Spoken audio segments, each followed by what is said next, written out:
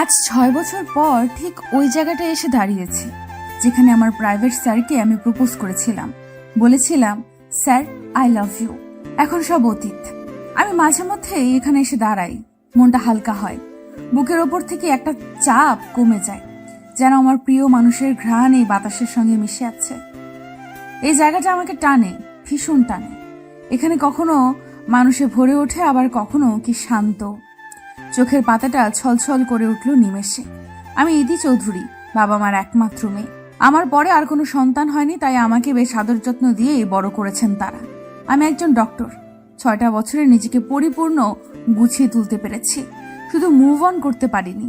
আমি তোমাকে ভালোবাসি শব্দটি স্যার কখনো আমাকে বলেনি, কিন্তু আমি যে চোখে দেখেছি না বলা ভালোবাসা। আমি তখন ইন্টার সেকেন্ড ইয়ারে পড়ি। বাড়িতে প্রাইভেট পড়ায় ছিল আমার অনীহা। বান্ধবীদের সঙ্গে কোচিং সেন্টারে পড়তে চাইতাম। বাবা রাজি হতো না, বলতেন এক গাদা মানুষের সাথে পড়া হবে না। এই কারণে বাবা প্রতিবার একজন করে টিউটর জোগাড় করে নিয়ে আসতেন। কলেজে পা রাখার পর থেকে কোনো টিউটরের কাছে আমি বেশি দিন পড়তাম না। অদ্ভুত সব কাণ্ড করতাম আর তারা পালিয়ে যেত। আমার মন বলছিল এবারও বাবা নতুন একজন স্যার ধরে নিয়ে আসবেন, তবে করলেও তাই। তারপর ধীরে ধীরে স্যারের প্রতি আমার ভালো লাগা শুরু হলো। এরপর তা কখন যে ভালোবাসায় রূপ নিল অবুঝ মন বুঝতেও পারেনি। এই জায়গাটা শহর থেকে একটু দূরে, ছিমছাম পরিবেশ। মাঝে মাঝে বাতাসের সঙ্গে ভেসে আসে হাইওয়েতে চলাচল করা গাড়ির হর্নের আওয়াজগুলো। সপ্তাহে 1-2বার এখানে হাট বাজার ও মেলা বসে। তখন চারদিকে মানুষ গিজগিজ করে, তাদের কোলাহলের শব্দে চারপাশ মমও করে। সেদিন এখানে বিশাল বড় উৎসব চলছিল, মানুষজন ভিড় করে চারদিক। আমার অনেক আগেই চিন্তা ভাবনা করা ছিল কোনো এক সন্ধে নামলে স্যারকে প্রপোজ করব। ওই দিন কলেজ থেকে বাড়ি ফেরার সময় উৎসব চলছে দেখে মনে হয়েছিল আজই সঠিক সময়। আমি মাঝে মধ্যে বায়না করতাম স্যারকে সঙ্গে নিয়ে বাইরে যাব।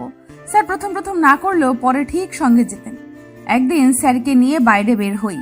সেদিন ফুটপাতে দোকানগুলো অনেক জমজমাট হয়ে ওঠে। আমি আর স্যার পাশাপাশি হাঁটছিলাম। তখন একটা ঝুড়ি গাড়িতে আমার একজোড়া কানের দুল পছন্দ হয়। স্যার সঙ্গে ছিল বলে আমি কেনার আগ্রহ মুছে ফেলি আর স্যারকে ফেলে দ্রুত হাঁটতে শুরু করি। কিছুক্ষণ ঘোরাঘুরি করার পর বাড়ি ফিরে আসার জন্য হাঁটা ধরি। স্যারের সঙ্গে কোথাও বের হলে তিনি বাড়ি পর্যন্ত পৌঁছে দিয়ে যেতেন। কখনো আসতে না করলেও উনি বলতেন এটা নাকি ওনার দায়িত্ব। বাড়ির গেটের কাছাকাছি এসে স্যারকে বিদায় দিতে যাব, তখন স্যার পিছু ডাকলেন। আমি ঘুরে চোখে চোখ রাখতেই স্যার ইশারায় কাছে ডাকলেন। আমি হেঁটে এসে সামনে দাঁড়িয়ে গেলাম। তখন স্যার বললেন, তোমার হাতটা পাতো। হাত কেন? দাও বলছি। আমার ডান হাতটা রাখলাম। স্যার ওর শার্টের পকেট থেকে কি যেন বের করে আমার হাতের তালুতে রাখলো। আমি জিজ্ঞাসু দৃষ্টিতে তাকিয়ে স্যার বললেন, রুমে গিয়ে দেখো, এখন যাও। আমি রুমে আসলাম। বিছানার উপর বসে কাগজের প্যাকেটটা খুলতে লাগলাম। উত্তেজনায় তীর করে বাড়ছে। স্যার প্রথমবার কোনো গিফট দিল আমাকে। হাত পা কেমন শিরশির করছে, অবশ হয়ে যাচ্ছে যেন। কাগজে পেঁচানো আমার পছন্দ করা ঝুমকোটা, যেটা আমি কিছুক্ষণ আগেই পছন্দ করেছিলাম। স্যার সেটা লক্ষ্য করেছিল। ইস কি লজ্জা! লক্ষ্য করছে বলেই তো নিয়ে দিল। 2 মাস আমি ঝুমকা জোড়া আগলে রাখি। সিদ্ধান্ত নিয়েছিলাম যেদিন স্যারকে প্রপোজ করব সেদিন পরব, তাই আজ পরেছি। 2 ঘন্টা সময় ব্যয় করে মায়ের গোলাপি রঙের শাড়িটা পরলাম। চোখে কাজল, ঠোঁটে হালকা লিপস্টিক ও 2 হাত ভর্তি চুড়ি। চুলগুলো সামনের দিকে হালকা ফুলিয়ে নিয়ে পেছনে খোপা করেছি। মাকে বলেছিলাম বেলি ফুলের মালা জোগাড় করে দিতে। দারোয়ান চাচার মেয়ে দারুণ মালা বানায়। মেয়েটি আগ্রহ নিয়ে মালাটা বানিয়েছে এবং ও নিজ হাতে খোপায় বেঁধে দিল। সন্ধ্যা 7টা বাজে। আমি উৎসবের জায়গায় এসে দাঁড়ালাম। একটু পর লক্ষ্য করলাম কয়েকজন পুরুষ লোক আমাকে ঘুরে ঘুরে দেখছে। আমি জায়গা পরিবর্তন করে ব্রিজের উপর চলে আসি। এখানে দাঁড়িয়ে জায়গাটা আরো সুন্দর লাগছিল। তখন স্যারকে দেখলাম ব্রিজে উঠে আসছেন। আমার মুখোমুখি দাঁড়িয়ে উনি আমাকে কিছুক্ষণ দেখলেন, প্রশংসা স্বরূপ বললেন, সুন্দর লাগছে। আমি মৃদু হাসলাম। ল্যাম্পপোস্টের বাতি এসে উপচে পড়ছে স্যারের মুখে। আমি ভেতর প্রস্তুত হলাম। এরপর স্যারের সামনে হাঁটু ভাঁজ করে বসলাম। আমার এক পা পেছনে ছিল আর এক হাতে একগুচ্ছ গোলাপ ছিল। ফুলগুলো স্যারের দিকে ধরে আমি বললাম, স্যার আই লাভ ইউ, আমি আপনাকে অসম্ভব ভালোবাসি। স্যার জবাব দিল না, হঠাৎ আমার থেকে মুখ ফিরিয়ে নিল। ফুটপাত থেকে নিচে নেমে একটা সিএনজিতে উঠে বসলো স্যার। আমি হতভম্ব হয়ে গেলাম, মাথাটা ঝিমঝিম করতে লাগলো। আমি বসা থেকে উঠে দাঁড়ালাম, সিএনজি ধরার জন্য ব্যস্ত রাস্তায় নেমে উঠতে লাগলাম। দু চোখ দিয়ে অঝরে গড়িয়ে পড়ছে রক্তধারা, চোখেও ঝাপসা দেখছি। পেছন দিক থেকে একটা গাড়ি এসে ধাক্কা দিল। রক্তাক্ত শরীর নিয়ে পড়ে রইলাম। আমার শরীর থেকে রক্ত বের হয়ে পথ ভিজে যাচ্ছে, আমার চোখ আস্তে আস্তে বন্ধ হয়ে যাচ্ছে। সিএনজি চোখের আড়ালে অনেক দূরে চলে গেল। আমার জ্ঞান ফিরল হঠাৎ, চোখ খুলে নিজেকে হাসপাতালে পাই। আমি চোখ খুলেছি দেখে নার্স ছুটে বেরিয়ে গেল। এরপর সঙ্গে ডাক্তারকে নিয়ে আসলো। ডাক্তার আমাকে দেখছেন। এরই মধ্যে বাবা ও মা আইসিইউতে আসলো। ডাক্তার হাসি মুখে বললেন, ইতি এখন সুস্থ। ওর কামব্যাক সত্যি অপ্রত্যাশিত, চমৎকার না হলেও এমন হয় না। এই টাইপের রোগী বছরের পর বছর চলে যায়, তবুও তারা কামব্যাক করতে পারে না। আর একটা কথা লক্ষ্য রাখবেন, মেয়ে যেন বেশি কথা না বলে। সতর্ক করে চলে গেল ডাক্তার। ওরা কি নিয়ে কথা বলছিল আমি বুঝতে পারলাম না। দেখলাম মা কান্না করছেন। আমাকে 2 দিন পর কেবিনে শিফট করা হলো, তখন আমি মোটামুটি সুস্থ। মা কথায় কথায় বলে উঠলেন, তুই 2 মাস ঘুমাইছিলি। বুকের ভেতর ধুপ করে উঠল যেন, সর্বাঙ্গ যেন অসাড় হতে লাগলো। মাকে আমি প্রশ্ন করলাম, মা আমাকে দেখতে কেন এসেছিল? মা বলল, মোটামুটি সবাই এসেছিল। এটা আমার প্রশ্নের উত্তর নয়। আমি আবারও জিজ্ঞেস করলাম, মা স্যার কি এসেছিল? কোন স্যার? মা যেন দ্বিধায় পড়ে গেল। আমি ছোট্ট ভারী নিঃশ্বাস ফেলে বললাম, শাওন স্যার এসেছিল। মা একটু ভাবলো, তারপর বলল, তুই যেদিন অ্যাক্সিডেন্ট করেছিস ওই দিনের পর থেকে শাওনকে দেখিনি। ওই মাসের বেতন নিতেও শাওন আসেনি। অদ্ভুত, তোর বাবা কয়েকবার কল করেছিল, ওর ফোন বন্ধ। স্যারের কাছে যাওয়ার জন্য আমি মরিয়া হয়ে উঠলাম। বাধ্য হয়ে ডাক্তার আমাকে ঘুমের ইঞ্জেকশন দিলেন। বাবা ও মায়ের চোখ এড়ালো না কিছুই। বাবা শক্ত ও গম্ভীর কণ্ঠে মাকে জিজ্ঞেস করলেন, জল এত দূর কিভাবে গড়ালো? তুমি তো বাড়িতে থাকতে কিছুই কি লক্ষ্য করনি? ছেলেটার ফোনও বন্ধ, কোথায় খুঁজবো তাকে? তোমার মেয়ের অবস্থা দেখেছো? মা কিচ্ছু বলল না। 1 সপ্তাহ পর হসপিটাল থেকে আমার রিলিজ দিল। আমি বাড়ি আসলাম। নিজেকে একটু গুছিয়ে নিয়ে ড্রাইভার চাচার সঙ্গে বেরিয়ে পড়লাম স্যারের বাড়ির উদ্দেশ্যে। স্যারের বাড়ি আমি চিনতাম, এই জন্য যেতে কোনো অসুবিধা হলো না। দরজায় তালা ঝোলানো। আমাদের দেখে বাড়িওয়ালা এগিয়ে আসলেন। ওনার কাছে জানতে পারি স্যার 2-2.5 মাস আগেই বাড়ি ছেড়েছেন। কোথায় গিয়েছেন উনি জানেন না। এই শহরে ওর কোনো আত্মীয়ও নেই। কোথায় খুঁজবো? মাথা ঘুরে গেল। ড্রাইভার চাচা আমাকে বাড়ি নিয়ে এলো। প্রতি সপ্তাহে সময় করে ওই জায়গাটায় আসা হয়। এখন চলে যাওয়ার সময়। অনেকটা দূরে ড্রাইভার চাচা গাড়ি নিয়ে দাঁড়িয়ে আছেন। ওনাকে আর অপেক্ষা করাবো না। অপেক্ষা যে বহু কষ্টের, যন্ত্রণার। দীর্ঘশ্বাস ছেড়ে হাতখানা কানে ছোঁয়া মাত্রই স্মৃতিমাখা ঝুমকো জোড়া হাতে লাগলো। বাতাসে মৃদু হেলছে দুলছে। শাড়ির কুচি সামলে নিয়ে ফুটপাত ধরে হাঁটতে লাগলাম আমি। হঠাৎ মনে হলো কেউ আমার হাত ধরেছে। স্নেহমাখা আদুরে কণ্ঠে বলে উঠল, চলো তোমাকে বাড়ি পৌঁছে দেই। চোখের কার্নিশ ভিজে টুপ করে অশ্রু পড়ছে। হাতের উল্টো পিঠের জলটুকু মুছে নিলাম। শূন্য আকাশের দিকে তাকিয়ে বললাম, স্যার আপনি কোথায়? আর কতগুলো বছর আমাকে কষ্ট দিবেন? ফিরে আসুন প্লিজ। রাস্তার কিনারে ইতি বসে আছে দেখে ড্রাইভার চাচা দৌড়ে কাছে আসলেন। উনি ইতির মাথায় হাত রেখে বললেন, কেঁদো না মামুনি, চলো বাসা যাই। হ্যাঁ চাচা, আপনি যান, আমি আসছি। 2 হাতে চোখের জল মুছে নিয়ে গাড়িতে উঠে বসলো ইতি। খোলা জানালা দিয়ে বাইরে তাকিয়ে রইল। ঝরঝরে বাতাসে চুলগুলো হালকা উঠছে। ইতি স্পষ্ট দৃষ্টি বাইরে রাখলো, এই আশায় হয়তো হঠাৎ স্যারকে সে দেখতে পাবে। বেশ খানিকক্ষণ পর ড্রাইভার চাচা বললেন, ইতি মামুনি, আমরা এসে গেছি। ইতি গাড়ি থেকে নামলো। এরপর কিছুক্ষণ দরজার সামনে দাঁড়িয়ে দরজা খোলার অপেক্ষা করলো। বাড়িতে প্রবেশ করে সে নিজের রুমের দিকে এগিয়ে গেল। নাসিমা ডাকলেন, তবুও দাঁড়ালো না ইতি। এখন মায়ের মুখোমুখি হলে তিনি বুঝে যাবেন ও কান্না করেছে। ইতি বাথরুম থেকে স্নান করে দীর্ঘ সময় পর বের হলো। দেখলো বিছানার উপর নাসিমা বসে আছে। ইতি বলল, আম্মু তুমি কখন এলে? তুমি যখন আমাকে উপেক্ষা করে রুমে ঢুকছিলে। মানে তুমি দীর্ঘ 30 মিনিট ধরে ঘরে বসে আছো? বলেই থামলো নাসিমা। এরপর বললেন, তাড়াতাড়ি নিচে খেতে আসো। তিনি আর কিছু জিজ্ঞেস করলো না, চলে গেল। ইতি বাধ্য মেয়ের মতন খাবার টেবিলে এসে বসলো। ইফাত শিকদারের বয়স বাড়ছে। সময়ের সাথে সাথে ওনাকে চশমা নিতে হয়েছে। এখন চশমা ছাড়া সবই ঝাপসা দেখেন। ইফাত জিজ্ঞেস করলেন, মামনি, তোমার দিনকাল কেমন চলছে? আলহামদুলিল্লাহ ভালো। আব্বু? তোমাকে একটা কথা বলতে চাই। কি কথা? আমরা তোমার জন্য একটা ছেলে দেখেছি। তুমি কাল একবার ছেলেটার সাথে দেখা করো। আব্বু অসম্ভব, আমার সময় হবে না। আমি কিছু শুনতে চাই না আম্মু। আমি কারোর সাথে দেখা করতে পারবো না। আমি স্যারকে ভালোবাসি। স্যার ছাড়া আর কাউকে বিয়ে করব না। সারা জীবন এইভাবেই থাকবো, তবু কাউকে বিয়ে করব না। তবুও আমার বিয়ে নিয়ে যদি তোমরা আবারও কথা বলো, আমি বাড়ি ছেড়ে চলে যাব। ইতি খাবার রেখে চলে গেল। নাসিমা বললেন, মেয়েটা না খেয়ে চলে গেল। ইফাত উত্তেজিত ও রাগী কণ্ঠে বললেন, আমি কি ভুল কিছু বলছি নাসিমা? আমি ওর বাবা, কিভাবে আমার মেয়েকে এভাবে কষ্ট পেতে দেখতে পারি? বলেই থামলেন ইফাত। একটু পর আবার বললেন, এই আমি কত জায়গায় শাওনের খোঁজ করছি, কিন্তু তার কোনো হদিশ আজও পাইনি। যেন সে পৃথিবীতে নেই। আমার একমাত্র মেয়ে তিলে তিলে শেষ হয়ে যাচ্ছে। আমার যে কলিজা ফেটে যায়।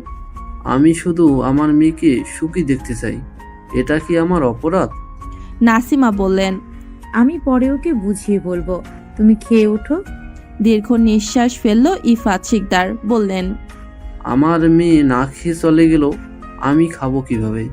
আমার গলায় খাবার নামবে না নাসিমা। শাওন চলে যাওয়ার পর থেকে আমাদের মেয়ের ভয়ঙ্কর পরিবর্তন হয়ে গেছে। 6 বছরে অনেক কিছু বদলে গেছে।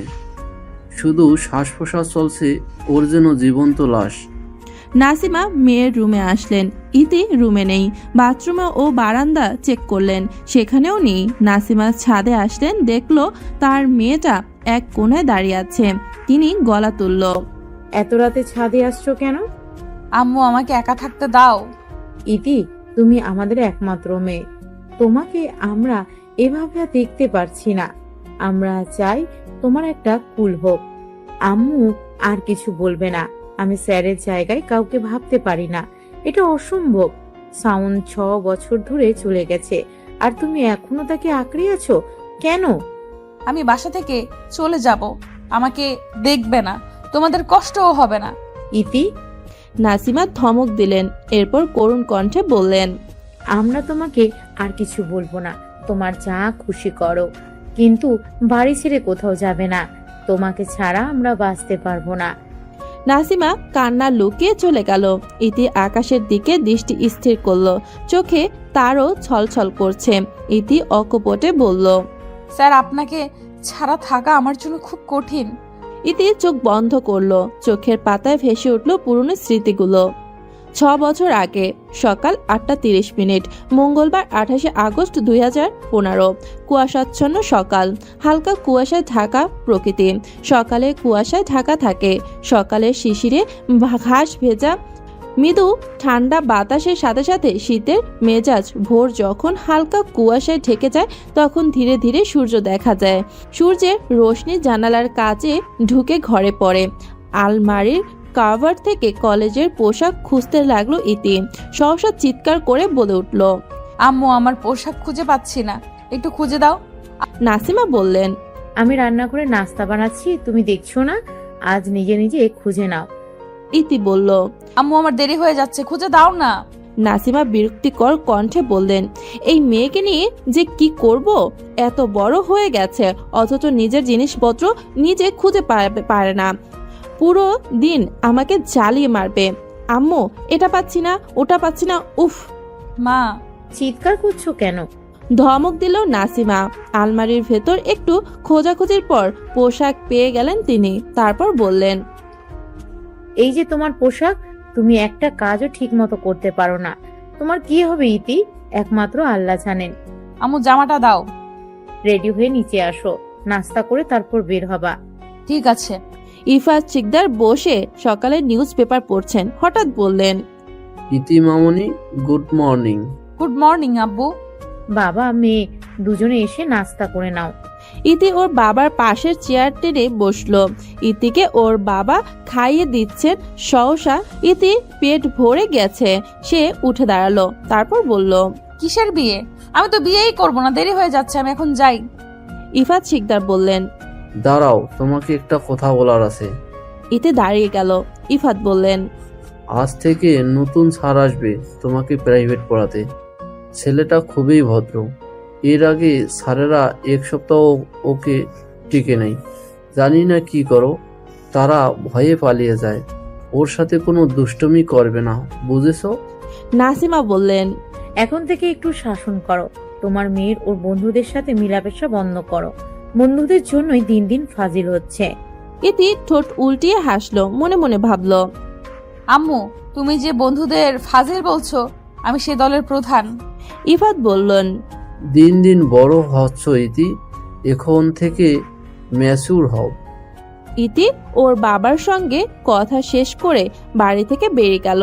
ইফাত গাড়ি নিয়ে আজ গাজীপুরের বাহিরে যাবেন। এর জন্য ইতির আজ রিক্সা করে যেতে হবে। ইতি রাস্তার পাশ দিয়ে ফুটপাত ধরে হাঁটতে লাগলো। এরপর স্যারদের সঙ্গে দুষ্টুমির ঘটনা মনে করতে লাগলো।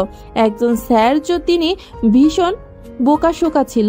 ওনার চায়ের কাপে মরা তেলাপোকা দেয় ইতি। উনি চা খেতে যাবেন, তখন তেলাপোকা দেখে ছিটকে দূরে সরে যান। তখন ইতি লোকটাকে ভয় দেখিয়ে বলে চলে যাওয়ার জন্য। যদি না যায় তাহলে আরো ভয়াবহ কিছু করবে। লোকটা সেদিন যে গেল আর পড়াতে আসেনি। এরপর অন্য আরেক স্যারকে নির্ঝর রাস্তায় বন্ধুদের নিয়ে শাসিয়েছিল। লোকটা দুদিন পড়িয়ে তারপর বিদায় হয়। এরপর 2 মাস পার হয়ে গেল। বাবা আবার নতুন স্যার নিয়ে আসছে। ইতি ভাবতে লাগলো সে এই স্যারকেও কিভাবে তাড়াবে। রাস্তার মোড়ে এসে রিক্সার জন্য দাঁড়িয়ে গেল ইতি। বেশ কিছু রিক্সা ছুটে যাচ্ছে। খালি রিক্সা নাই বলেই চলে। কিছুক্ষণের অপেক্ষা করার পর একটা খালি রিক্সা পাওয়া গেল। ইতি উচ্চকিত গলায় ডাকলো, আঙ্কেল যাবেন? ইতি ঠিক বাপ পাশে দাঁড়ালো এক ছেলে। বলল, ওই মামা যাবা? ইতির সামনে রিক্সাটা দাঁড় করিয়ে রিক্সাওয়ালা জিজ্ঞেস করলেন, আপনারা কই যাইবেন? ইতি বলল, আমি শাহিন কলেজে যাব। ছেলেটা বলল, 4 নাম্বার গেট যাব। রিক্সাওয়ালা জিজ্ঞেস করলেন, আপনারা 2 জন 2 জায়গায় যাইবেন, আমি একজন নিয়ে যাইতে পারুম, কে যাইবেন? ইতি বলল, আমি আপনাকে আগে রাখছি, এই জন্য আমি যাব। সে কোমল স্বরে বলল, আমিও ডেকেছিলাম, তাই আমি যাব। আপনি প্লিজ অন্য রিক্সা করে যান, আমার চাকরির ইন্টারভিউ আছে। আমি সময় মতো পৌঁছাতে না পারলে চাকরিটা পাবো না। ইতি বলল, আমারও কলেজ যেতে দেরি হচ্ছে, তাই এই রিক্সায় আমি যাব, আপনি অন্য রিক্সা খুঁজুন। দেখুন প্লিজ। আমি যাব। গতকাল রাতে বৃষ্টি হয়েছিল। রাস্তার কিনারায় পানি জমে আছে। ঝগড়ার এক পর্যায়ে ইতি লোকটাকে ধাক্কা দিয়ে ফেলে রিক্সায় উঠে বসলো। তারপর বলল, আপনি তাড়াতাড়ি চলুন। সাদা রঙের টি শার্ট কাদা পানিতে ভিজে গেছে। এই অবস্থায় চাকরির জন্য ইন্টারভিউ দিতে সে যেতে পারবে না। মাটির উপর থেকে ফাইলটা নিয়ে উঠে দাঁড়ালো। মেয়েটির কাজে সে ভীষণ বিরক্ত। রাগ ও ক্ষোভ চোয়াল শক্ত করলো। রিক্সাওয়ালা বললেন, মা, তুমি কিন্তু কাজটা ঠিক করো নাই। ছেলেটা আর চাকরির লাইগা যাইতে পারবো না। আমার কিছু করার ছিল না আঙ্কেল, ক্লাসে সময় মতো না পৌঁছালে স্যার বাহিরে দাঁড় করিয়ে রাখবেন। ইতি রিক্সার ভাড়া মিটিয়ে চলে গেল। ক্লাস শুরু হয়েছে। ইতিকে ক্লাসে প্রবেশ করার অনুমতি স্যার দিল না।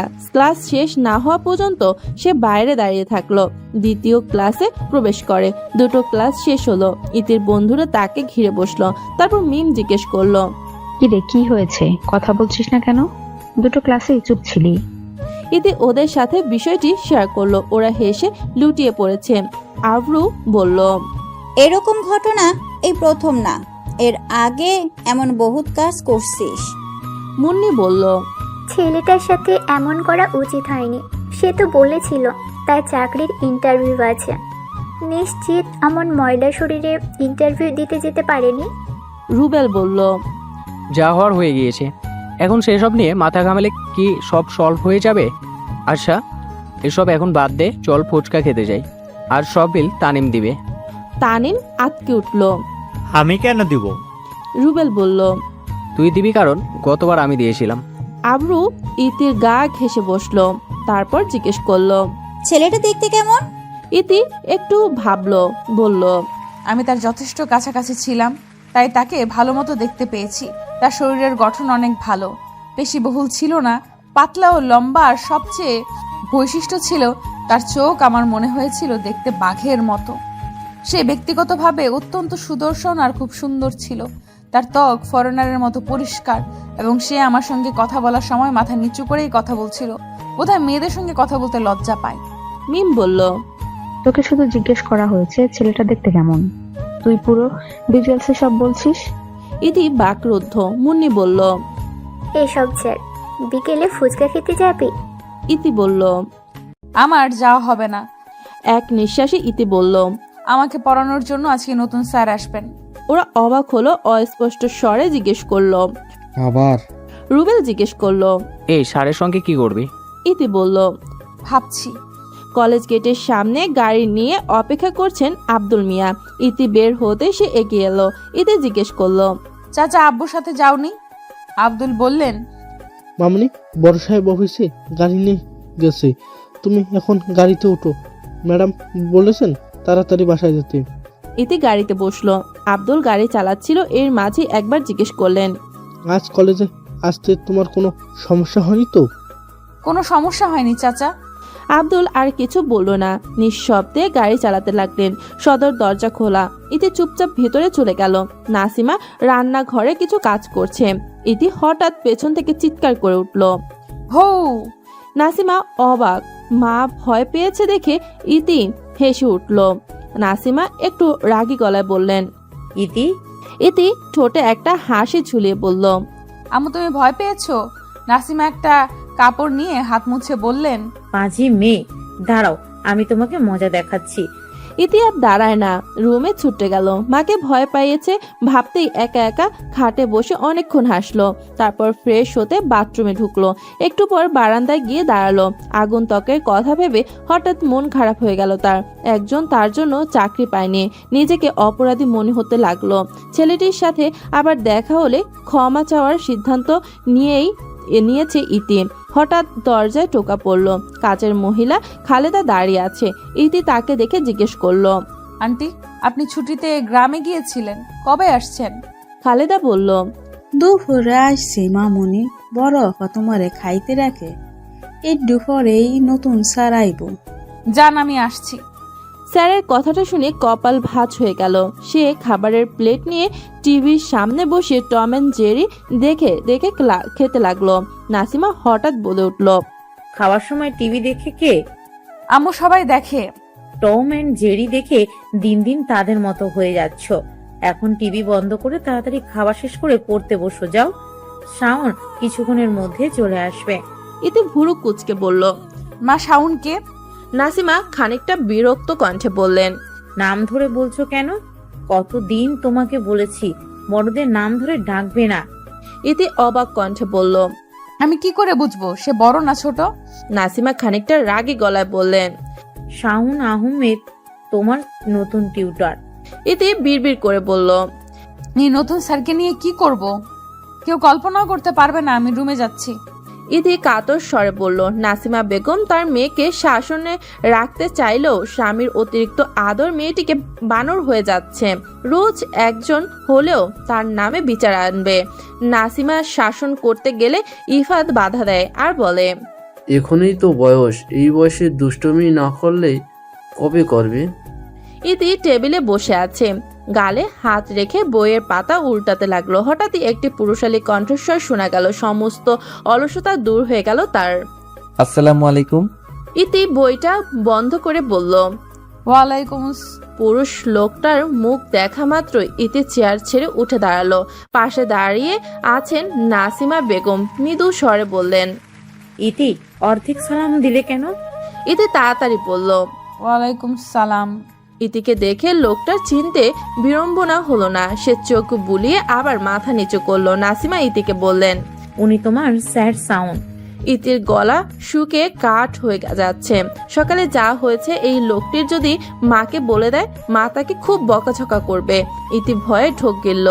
একবার ভাবলো স্যার নিশ্চয়ই মাকে সব বলে দিয়েছে। ভাবনাটা ভুল। মাকে বললে মা এখন এত সুন্দর করে পরিচয় করে দিত না, মানে এখনো বলেনি, কিন্তু পরে যদি বলে। মা মুচকি হেসে বললেন, তুমি ওকে পড়াতে শুরু করো, আমি তোমার জন্য নাস্তা পাঠাচ্ছি। শাওন বলল, না আন্টি, আপনাকে এসব করতে হবে না। মা উচ্চ স্বরে বললেন, তুমি আমার ছেলের মতো, আমি তোমার জন্য কিছু করতে চাই, চুপচাপ বসে থাকো। বইতে মুখ গুজে বসে আছে ইতি। কথা বলার সাহস হচ্ছে না। স্যার যদি সকালের ঘটনার প্রতিশোধ নেন তাহলে ইতি বলবে, স্যার। জি বলুন। স্যার আপনি আগে করেছে দেখে ইতি অবাক হলো। এর আগে কোনো স্যার তাকে আপনি সম্বোধন করেননি, সবাই তুই বা তুমি বলে ডাকত। ইতি সোজা হয়ে বসলো, প্রলম্বিত শ্বাস ফেলে বলল, sir I am sorry. Shaon তাকায়নি, জিজ্ঞেস করলো, সরি কেন? আজ সকালে আমি আপনার সাথে অভদ্র আচরণ করছি এবং আপনাকে কাদায় ফেলে দিছি। আমি আপনাকে ফেলে দিতে চাইনি, আমি বুঝতে পারিনি ধাক্কা দিলে আপনি পড়ে যাবেন। গম্ভীর গলায় বলল শাওন। আমি সেসব ভুলে গেছি, আপনিও ভুলে যান। ইতি ঠোঁট চেপে তাকালো। সকালের এই লোকটাকে সে দেখেছে একটা রিকশার জন্য তার সাথে তর্ক করতে। এখন এসেই লোক তারই সামনে গম্ভীর ভঙ্গিতে বসে আছে। একজনের কতগুলো রূপ। হতবাক হলো ইতি। 30 মিনিট পর নাসিমা বেগম দুজনের জন্য খাবার নিয়ে আসেন। ট্রেটা এক পাশে রেখে বললেন, কিছু খাও বাবা। শাওন বলল, আন্টির এত কিছু দরকার ছিল না, আপনি সবকিছু নিয়ে যান। নাসিমা হাসল। অন্যদের থেকে ছেলের স্বভাব ভিন্ন, এটা প্রমাণ পেল তিনি। কোম্পানির এক কর্মচারীর কাছ থেকে শাওনের কথা জানতে পারেন ইফাত শিকদার খুব ভালো শিক্ষক বলে মেয়ের জন্য বাছাই করেন। গত মাসে 2টো টিউশনি বাদ পড়েছে, এর জন্য এই টিউশনিটি করতে রাজি হয় শাওন। ইতি সন্দেহ চোখে তাকিয়ে আছে, বিড়বিড় করে বলল, স্যার কি আসলেই এত ভালো নাকি নাটক করছে? অনেক রকমের খাবার দেখে ইতি খেতে ইচ্ছে করে। শাওন তাকে খেতে দেয়নি, ধীরভাবে বলল, পড়াশোনার সময় খাবার খাওয়া আমার পছন্দ না, পড়া শেষ করে খাবেন। আমি একটু খাবো স্যার। একদম না, খাবারের সাথে পড়া গিলে ফেলবেন।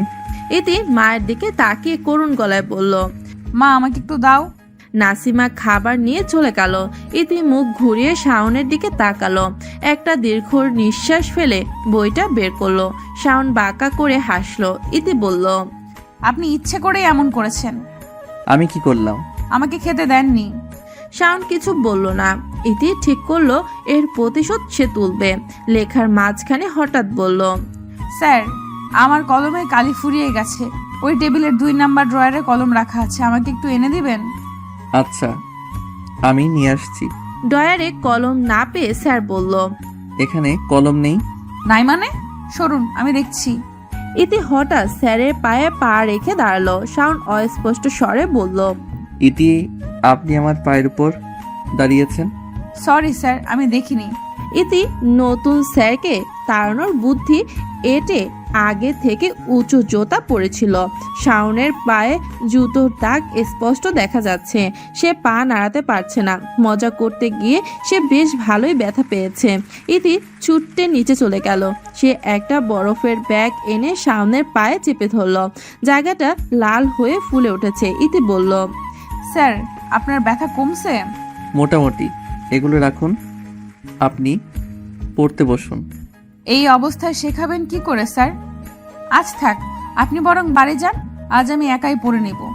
আপনার বাবা আমাকে বিশ্বাস করেছেন, প্রথম দিনে কিভাবে তার বিশ্বাস ভাঙব? সামান্য ব্যথা সয়ে যাবে। আমি কাউকে প্রতিশ্রুতি দিলে প্রতিশ্রুতি ভঙ্গ করি না। শাওন বলল। শাওন ঘড়ির দেখে 2 ঘন্টা পড়ালো। এতক্ষণ দাঁত চেপে যন্ত্রণা সহ করেছে। সে ঠিকমতো হাঁটতে পারছে না দেখে ইতি শাওনের সাথে গেটে এলো। ইতি চলে আসবে সেই সময় শাওন ইতির পেছনে ডাকলো, ইতি। ইতি থেমে গেল, স্যারের দিকে তাকিয়ে দেখলো স্যার কিছু বলতে চান। শাওন স্যার বলল, এখানে আসার আগে আপনার সম্পর্কে অনেক কথা শুনেছি। আমি জানি সবাই আমাকে সতর্ক করেছিল যে আপনি আগের স্যারদের কিভাবে হেনস্থা করেছিলেন। আমি আসছি আপনার বাবাকে দেওয়া কথা রাখতে। আর আমি জানি আপনি স্বেচ্ছায় আমার পায়ে পা রাখছেন যেন আমি চলে যাই, কিন্তু দুঃখজনক হলেও সত্যি যে চাকরি না পাওয়া পর্যন্ত আমাকে এসে আপনাকে পড়াতে হবে। আপনার বাবার এটাই শর্ত। আমি গ্র্যাজুয়েশন শেষ করার পর 2 বছর ধরে চাকরি খুঁজছি। আমি যত টিউশনি পাই, যদি আমার ভালো মনে হয় তবে আমি করি। মা অসুস্থ থাকায় সবার নিষেধ সত্ত্বেও আপনাকে পড়াতে এসেছি। আমি তখন বুঝতে পারি যে আপনি সেই সকালে আচরণ করেছিলেন কারণ আপনি ক্লাস মিস করার ভয় পেয়েছিলেন, কিন্তু এখন আপনি ইচ্ছে করে এমন করলেন। কিন্তু আমি আপনার উপর রাগ করিনি। আঘাত আপনি দিয়েছেন, মলমও আপনি লাগিয়েছেন। তবে হ্যাঁ, আপনাকে দেখলেই বোঝা যায় কাউকে কষ্ট দেওয়ার পর আপনি বেশি কষ্ট পান।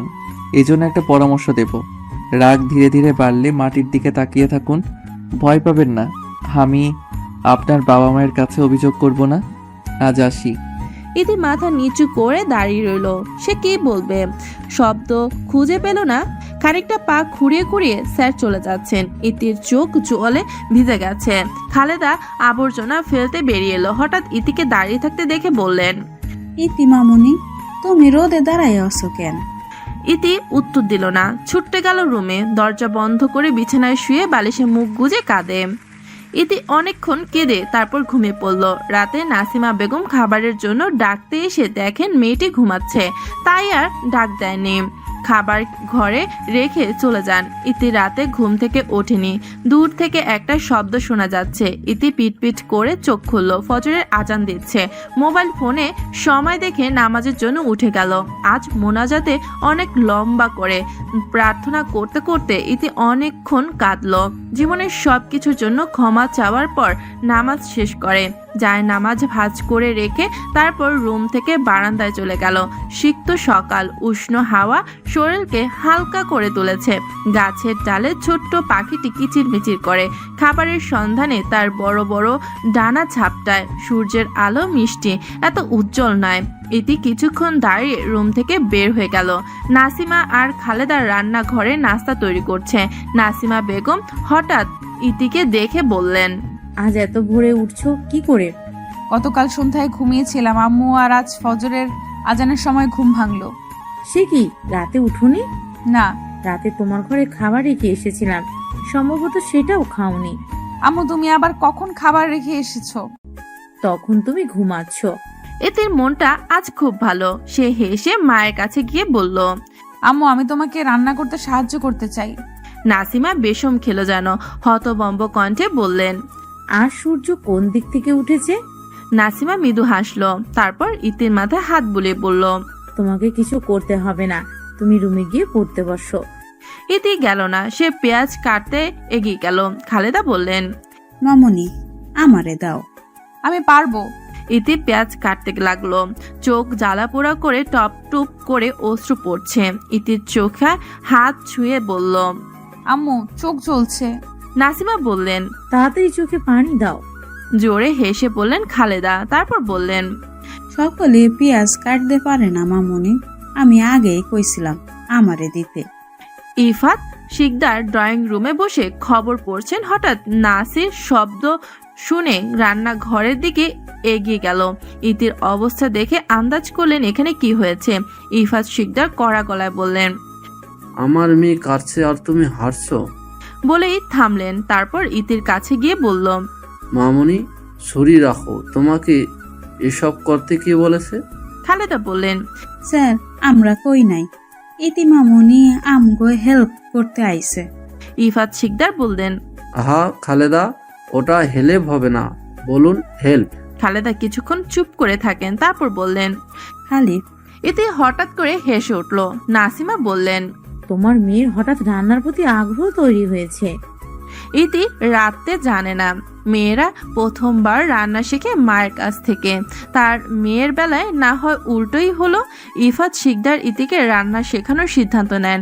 সে একটু থেমে বললেন, তোমরা রান্নাঘর থেকে বের হও, আমি আর আমার মেয়ে আজ নাস্তা বানাবো। নাসিমা হেসে চলে গেল। ড্রয়িং রুমের সোফায় বসলেন, টিভি অন করে মুভি দেখতে লাগলো। খালেদা খুবই চিন্তিত, রান্নাঘরে নোংরা হলে তাকে পরিষ্কার করতে হবে। খালেদা বললেন, আফা আমি রান্নাঘরে গিয়া দেখে আহি হেরা কি করে। নাসিমা বললেন, চিন্তা করো না, তোমার স্যার দেশি বিদেশি সব খাবারই ভালো রান্না করতে পারেন, সে সব সামলে নেবেন। আমরা পালিয়ে বিয়ে করি কারণ আমাদের পরিবার আমাদের প্রেম মেনে নেয়নি, পরিবারের কেউ আমাদের ঘরে ঢুকতে দেওয়া হয়নি। এরপর আমরা আসি গাজীপুর শহরে। তোমার স্যার কঠোর পরিশ্রম করে আজ একটি কোম্পানির মালিক হয়েছেন। আমার বিয়ের 5 বছর পর ইতির জন্ম হয়। ওকে পেটে নিয়ে আমি কিছু করতে পারতাম না। তোমার স্যার রান্নাঘর ও বাড়ির সব কাজ নিজ হাতে করতেন। আল্লাহ আমাকে তার মতো স্বামী দিয়েছেন, আল্লাহর কাছে অনেক ধন্যবাদ। খালেদা চোখে জল। নাসিমা এখন বললেন, এ বিষয়ে ইতি কিছুই জানে না, আর সে জানে না যে তার নানা বাড়ি আছে, দাদার বাড়ি আছে। ডাইনিং টেবিলে সব আইটেম গুছিয়ে রাখলো ইতি, তারপর উচ্চস্বরে বলল, আম্মু খেতে আসো। ক্যাম্পাসে বসে বাদামের খোসা ছাড়াচ্ছে ইতি। নাইম বলল, ইতি তুই গতকাল অনেক কিছু মিস করছিস। ইতি তাকালো, বলল, লাইক? চৌরোডে বিশাল মেলা বসেছিল, সন্ধ্যার পর আমরা সবাই যাই, শুধু তুই আর তানিম বাদে। ইতি বলল, আগামী সপ্তাহে যাব। রুবেল হঠাৎ জিজ্ঞেস করলো, তোমার টিউটরের খবর কি? ইতি হতাশ গলায় বলল, যে ছেলেটাকে গতকাল ধাক্কা দিয়েছি, আমার জন্য কাজের ইন্টারভিউ দিতে পারেনি, সেই আমার নতুন স্যার। ওরা হতবাক। মুন্নি ঝাপসা করে বলল, কি? তানিম জিজ্ঞেস করলো, তোকে কিছু বলেনি? না। আশ্চর্য, তোর জন্য যার ক্ষতি হয়েছে কিন্তু তিনি তোকে কিছুই বলেননি। আফরু বলল, স্যার সে কি এখনো আছে নাকি পালিয়ে গেছে? হ্যাঁ আছে, চাকরি না হওয়া পর্যন্ত পড়াতে আসবেন। কলেজ থেকে বাড়ি ফেরার পথে ইতি সেসব মানুষের সাথে দেখা করলো যাদের সে কষ্ট দিয়েছে। খুব লজ্জিত এবং দুষ্টুমির জন্য ক্ষমা চাইল।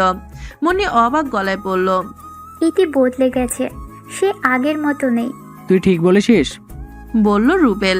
ইতি এগিয়ে এলে নাইম জিজ্ঞেস করলো, তুই এত বদলে গেলে কি করে? বলল ইতি, কেউ একজন চোখে আঙুল দিয়ে ভুলগুলো তুলে ধরেছে। আমরা মজা করার জন্য অনেক কিছু করে মানুষকে কষ্ট দেই, যারা এসব ভোগে তাদের কথা ভাবি না। আব্দুল একটি রেস্টুরেন্টের সামনে গাড়ি থামালো। ইতি বন্ধুদের নিয়ে হালকা কিছু খাবার খাওয়ার জন্য ঢুকলো। আব্দুল তাদের সাথে টেবিলে বসে খাবার খেলো। ছোট্ট থেকে মেয়েটাকে বড় হতে দেখেছেন তিনি, জানেন ইতির মন খুব ভালো। দুষ্টু মেয়েটা হঠাৎ করে শান্ত হয়ে গেল। ইতি বসে বসে ফোনের দিকে তাকিয়ে আছে। মুন্নি বলল, বল তোর কি হয়েছে? ইতি জোরে নিঃশ্বাস ফেললো। তারপর কিছুক্ষণ একে অপরের মুখের দিকে তাকিয়ে থেকে সব বলল। রুবেল বলল, বাহ, সার আসতেই তোকে বদলে দিল, নিশ্চয়ই জাদু জানে।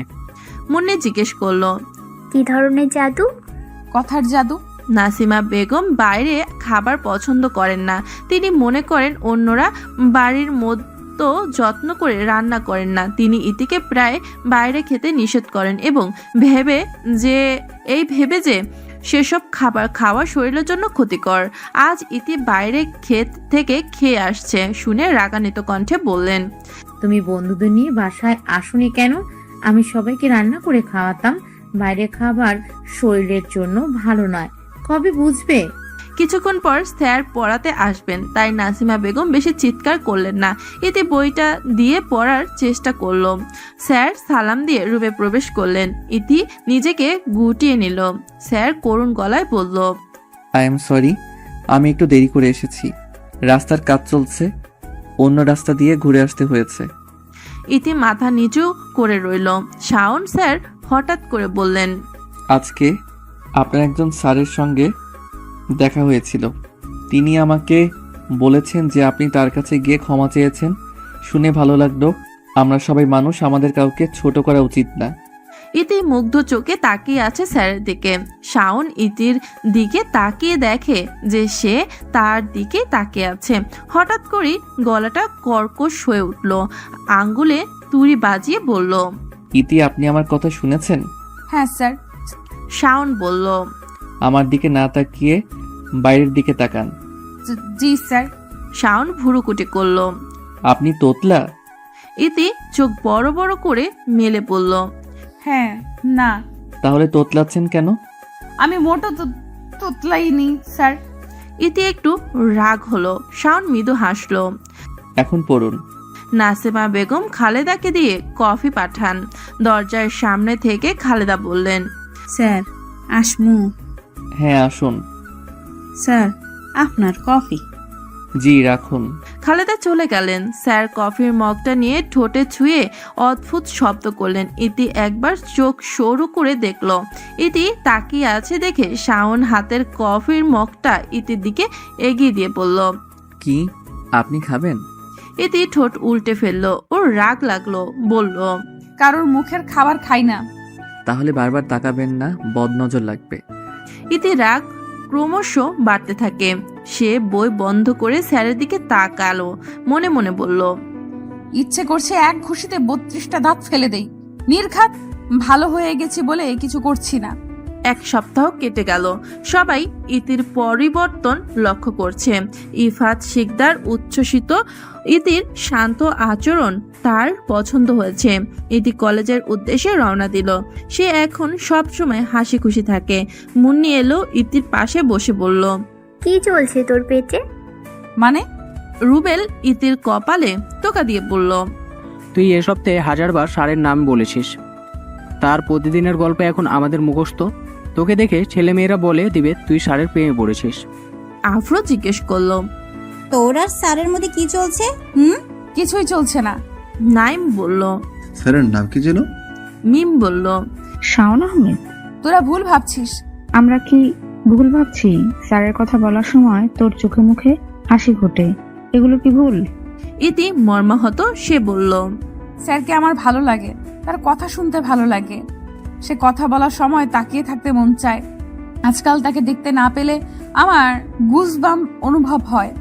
স্যার যখন হাসে বুকের মধ্যে ধুক ধুক করে। স্যার যতক্ষণ আমার পাশে থাকে ততক্ষণ আমার বুক ধরফর করে। রুবেল বসা থেকে উঠে দাঁড়ালো। চলে যাওয়ার সময় সে বলল, প্রেমে পাগল হয়েছে।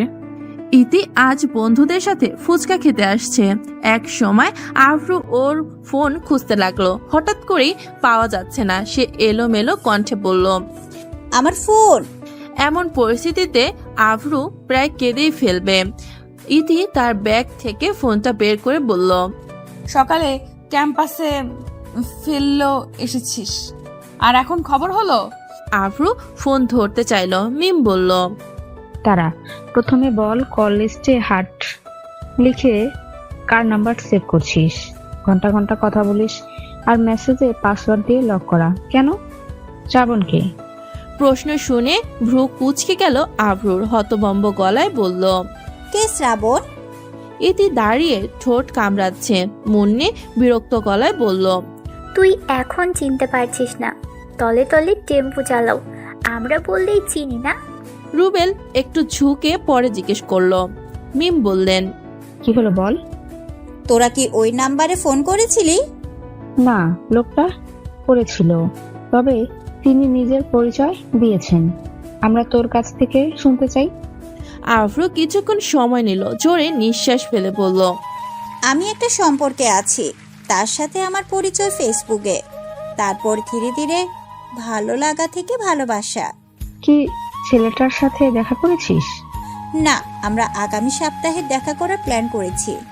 সে শুক্রবারে ঢাকা থেকে আসবে। তিনি দেখা করতে আসবেন, আমরা তোর সাথে যাব, সামনাসামনি দেখবো ভাইয়াটা কেমন, রাজি কিনা বল।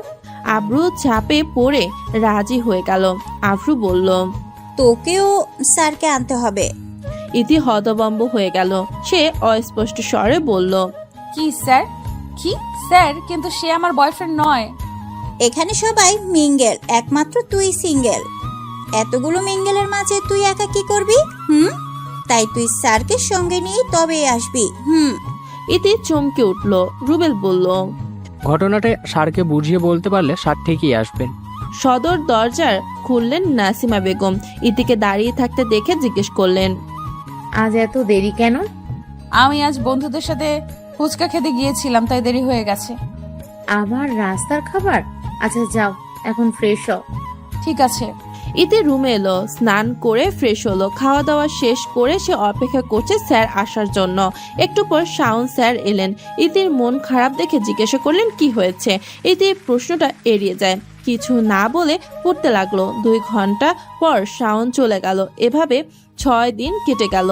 ইতি স্যারকে এখনো কথাটা বলতে পারেনি। ইতির কথা শুনে স্যার কেমন রিয়াক্ট করবে তা নিয়ে সে চিন্তিত। আজ বৃহস্পতিবার, কাল শুক্রবার। যা বলা দরকার তা আজই বলতে হবে এবং স্যারকে রাজি করাতে হবে, নইলে সে যেতে পারবে না। ক্লাসে বসে ইতি এসব ভাবতে থাকে। হঠাৎ আভ্রু বলল, আজ কিন্তু শেষ দিন। মুন্নি বলল, এত ভয় পাচ্ছিস কেন? রুবেলকে দেখতো, সে আমাকে ভালোবাসতো কিন্তু বলতে পারেনি। আমি বলেছি বলেই প্রেম হয়েছে। তুই সাহস করে বল, তোরও হবে। মিমের কথার মাঝে ফোড়ন কাটলো। সাবধানে ইতি, ওর কৌশলে কান দিবি না। ভুলে যাবি না যে ওর কথা শুনে নাইমকে প্রপোজ করতে গিয়ে চর খেয়েছিলাম। নাইম হঠাৎ বলে উঠল, পরে তো চুমো দিয়েছিলাম। মিম কপালে হাত রেখে বলল, তোর এই চুমুর কথা সবাইকে বলতে হবে কেন? সরি। ইতি বলল, আমি আমার মতো করে স্যারকে বলবো, তোদের জ্ঞান দিতে হবে না। আর যদি দেখিস আমি আসিনি তাহলে বুঝবি আমি স্যারকে বলতে পারিনি বা তিনি রাজি হননি। আভ্রু বলল, স্যার রাজি হলে ফোন করে জানাবি। ছুটি শেষে রুবেল মুন্নির সঙ্গে বেড়াতে যায়। রাস্তার এক পাশে বিশাল লেক, ও পাশে ফুলের বাগান, একটু সামনে ফুচকার স্টল। মুন্নি দাঁড়িয়ে আছে। রুবেল হাতে একটি বেলি ফুলের চুড়ি পরিয়ে দিল। মুন্নি বিস্মিত গলায় বলল, কখন আনছিস সেটা? অনেকক্ষণ হয়ে গেল, তুই এখন আমাকে তুই করে বলিস। মুন্নি খুশি হয়ে বলল, তোকে তুমি বলে ডাকলো, ভাবতেই কেমন হাসি পাই।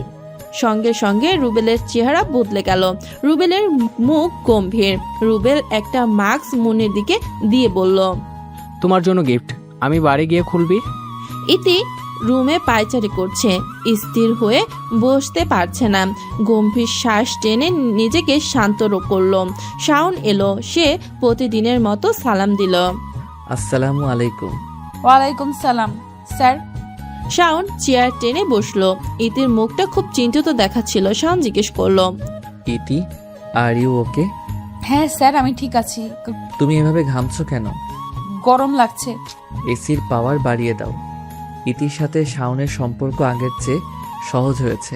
ইতি স্যারকে বলে, স্যার আমি আপনার থেকে অনেক বছরের ছোট, আপনি আমাকে তুমি বলে ডাকবেন। সেদিন থেকে শাওন তাকে তুমি বলে সম্বোধন করে। আগের স্যারেরা তাকে তুই বা তুমি বলে ডাকলে তার ভালো লাগেনি, কিন্তু শাওনের মুখ থেকে তুমি সম্বোধন শুনতে সে নিজে মুখ ফুটে বলেছে। ইতি ঢোক গেল, তারপর বলল, স্যার আপনাকে একটা অনুরোধ করতে পারি? কি অনুরোধ? আপনি কি কাল আমার সাথে বাইরে যাবেন? সারা দিন আমার আর আমার বন্ধুদের সাথে থাকবেন। কথাটা শাওন বুঝতে পারেনি। ইতি হাঁপাচ্ছে, হা করে মুখ দিয়ে নিঃশ্বাস ফেলছে। শাওন বলল, কি হয়েছে? আমার দম বন্ধ লাগছে। শাওন এক গ্লাস পানি তুলে ধরলো ইতির দিকে। আস্তে খাও। ইতি হাত থেকে গ্লাসটা টেবিলে রাখলো।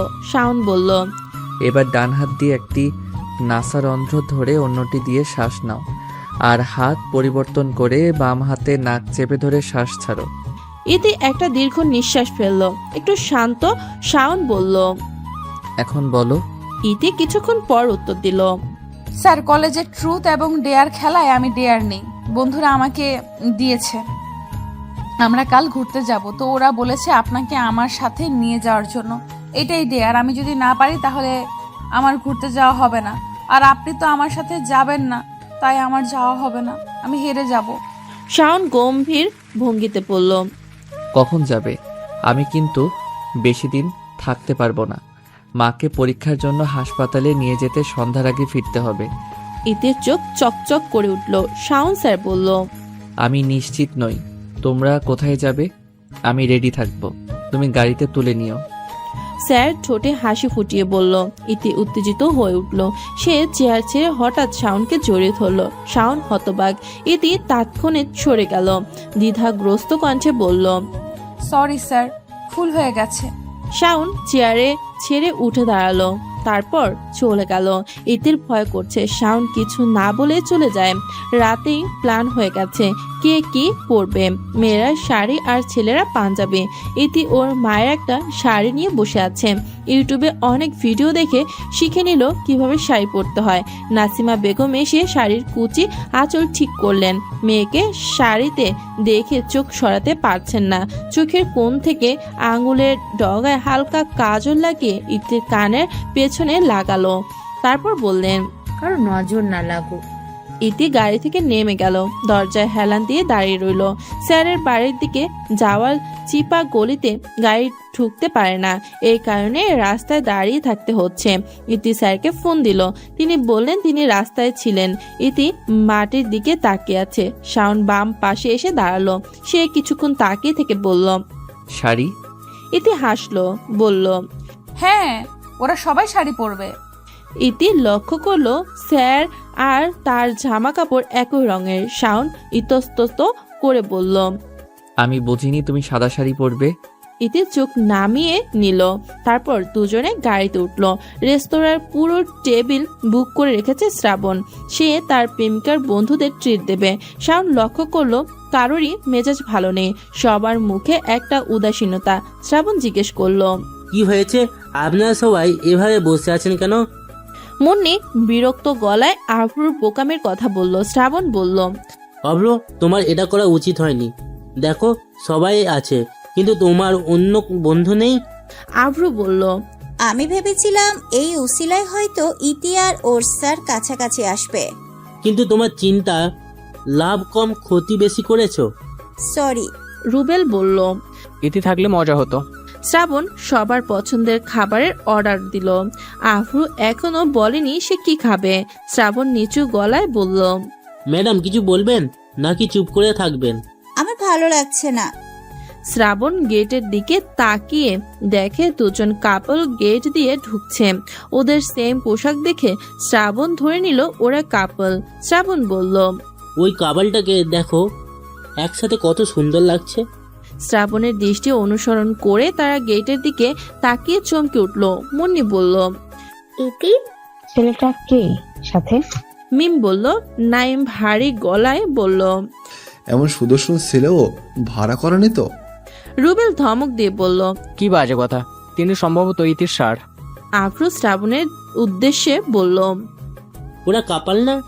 কাপল না, ওইটাই ইতি আর তার সাথে। ইতি টেবিলের কাছে এসে দাঁড়ালো। হাসি মুখে তাদের সঙ্গে স্যারের পরিচয় করিয়ে দিল।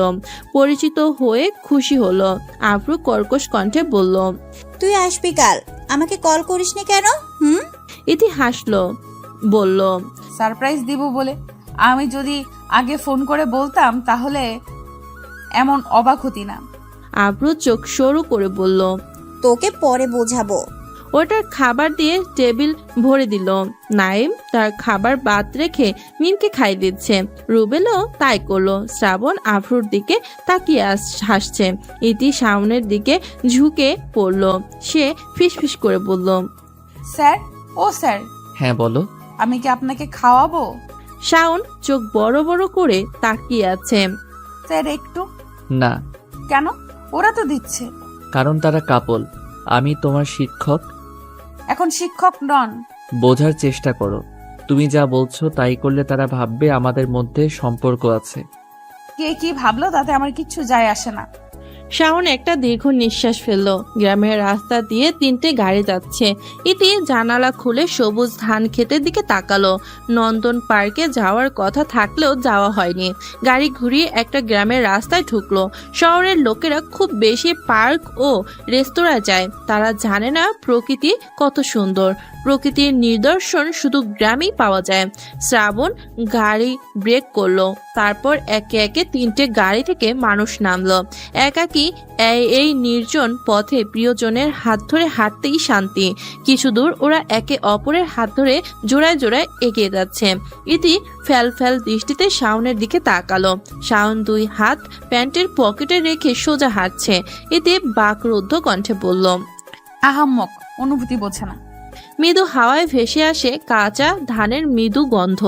ইতি খালি চোখে দেখে হাঁটতে লাগলো। হঠাৎ শাওন মৃদু গলায় নাম ধরে ডাকলো, ইতি।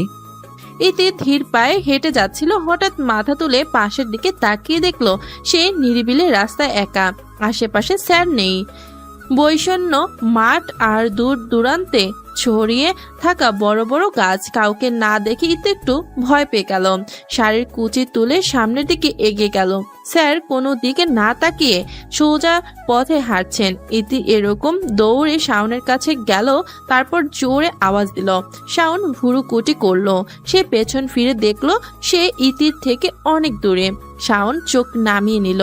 অনিচ্ছাকৃতভাবে তার চোখ বরাবর ইতির দিকে চলে যায়।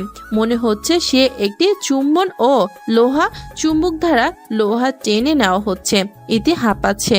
সে সোজা হয়ে দাঁড়িয়ে বলল, আমাকে একা রেখে চলে আসলেন কি করে? আমার কোনো ক্ষতি হলে কি হতো? তুমি ধীর গতিতে হাঁটছিলে তাই পিছনে পড়ে গেলে, আমি খেয়াল করিনি। শাওন গভীর চিন্তায় পড়ে গেল। ইতির ডাকে সাড়া মেলেনি। ইতি এগিয়ে এলো। শাওনের হাত নেড়ে বলল, স্যার। সম্মতি মুখে শাওন বলল, কেউ দেখবে। ইতি হালকা আরেকটু শক্ত করে ধরে বলল, ধরেছি, আর ছাড়বো না। শাওন তার শক্তি ব্যবহার করে তার হাত ছাড়িয়ে নিল। দুজন ছেলে মেয়ে দাঁড়িয়ে আছে দেখে চারজন মধ্য বয়সী লোক এগিয়ে এসে হঠাৎ জিজ্ঞেস করলো, বাড়ি কোথায়? এখানে কি করছো? বাড়ি থেকে পালিয়ে এসেছো? আমাদের এলাকায় আগে দেখিনি। যুবন মাইয়াকে নিয়ে রাস্তায় ঘুরে বেড়াচ্ছ। রাখার জায়গা না থাকলে আমাকে দাও।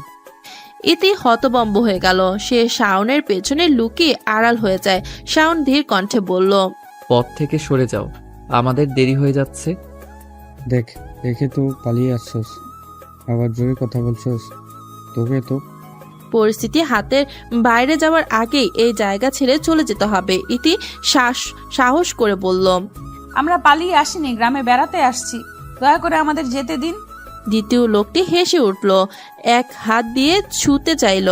শাওন চিৎকার করে উঠল, ওকে টাচ করার সাহস করবেন না। আমি ছুবো, ধরবো, তুই কি করবি? তৃতীয় লোকটি হঠাৎ ইতির হাত চেপে ধরল। ইতি চিৎকার করে উঠল। শাওন দুজনকে ধাক্কা মারল। রাস্তার পাশে একটি বাঁশের গুঁড়ি আছে। হাত দিয়ে বাঁশ টেনে প্রথমে দুজন, পরে চারজনকে পিটিয়ে মাটিতে শুয়ে দেয়। ইতি বলল, স্যার, আপনার হাত দিয়ে রক্ত পড়ছে। শাওন তীক্ষ্ণ চোখে তাকিয়ে, বাঁশটা ফেলে দিন স্যার, আর মারলে ওরা মারা যাবে। যারা নারীদের অসম্মান করে তাদের বাঁচার অধিকার নেই। স্যার, তাদের দলের বাকিরা আসার আগেই আমাদের চলে যাওয়া উচিত, আর ঝামেলা হলে এখান থেকে সহজে বেরোতে পারবো না। শাওন বাঁশটা ফেলে দিল। তারপর ইতির হাত ধরে দক্ষিণের দিকে দৌড়ে গেল। তাদের দেখে অনেক দূর দুজনেই হাঁপাচ্ছে। ইতি বলল, পানি। এখানে পানি কোথায় পাবো? আশেপাশে কোনো দোকান নেই।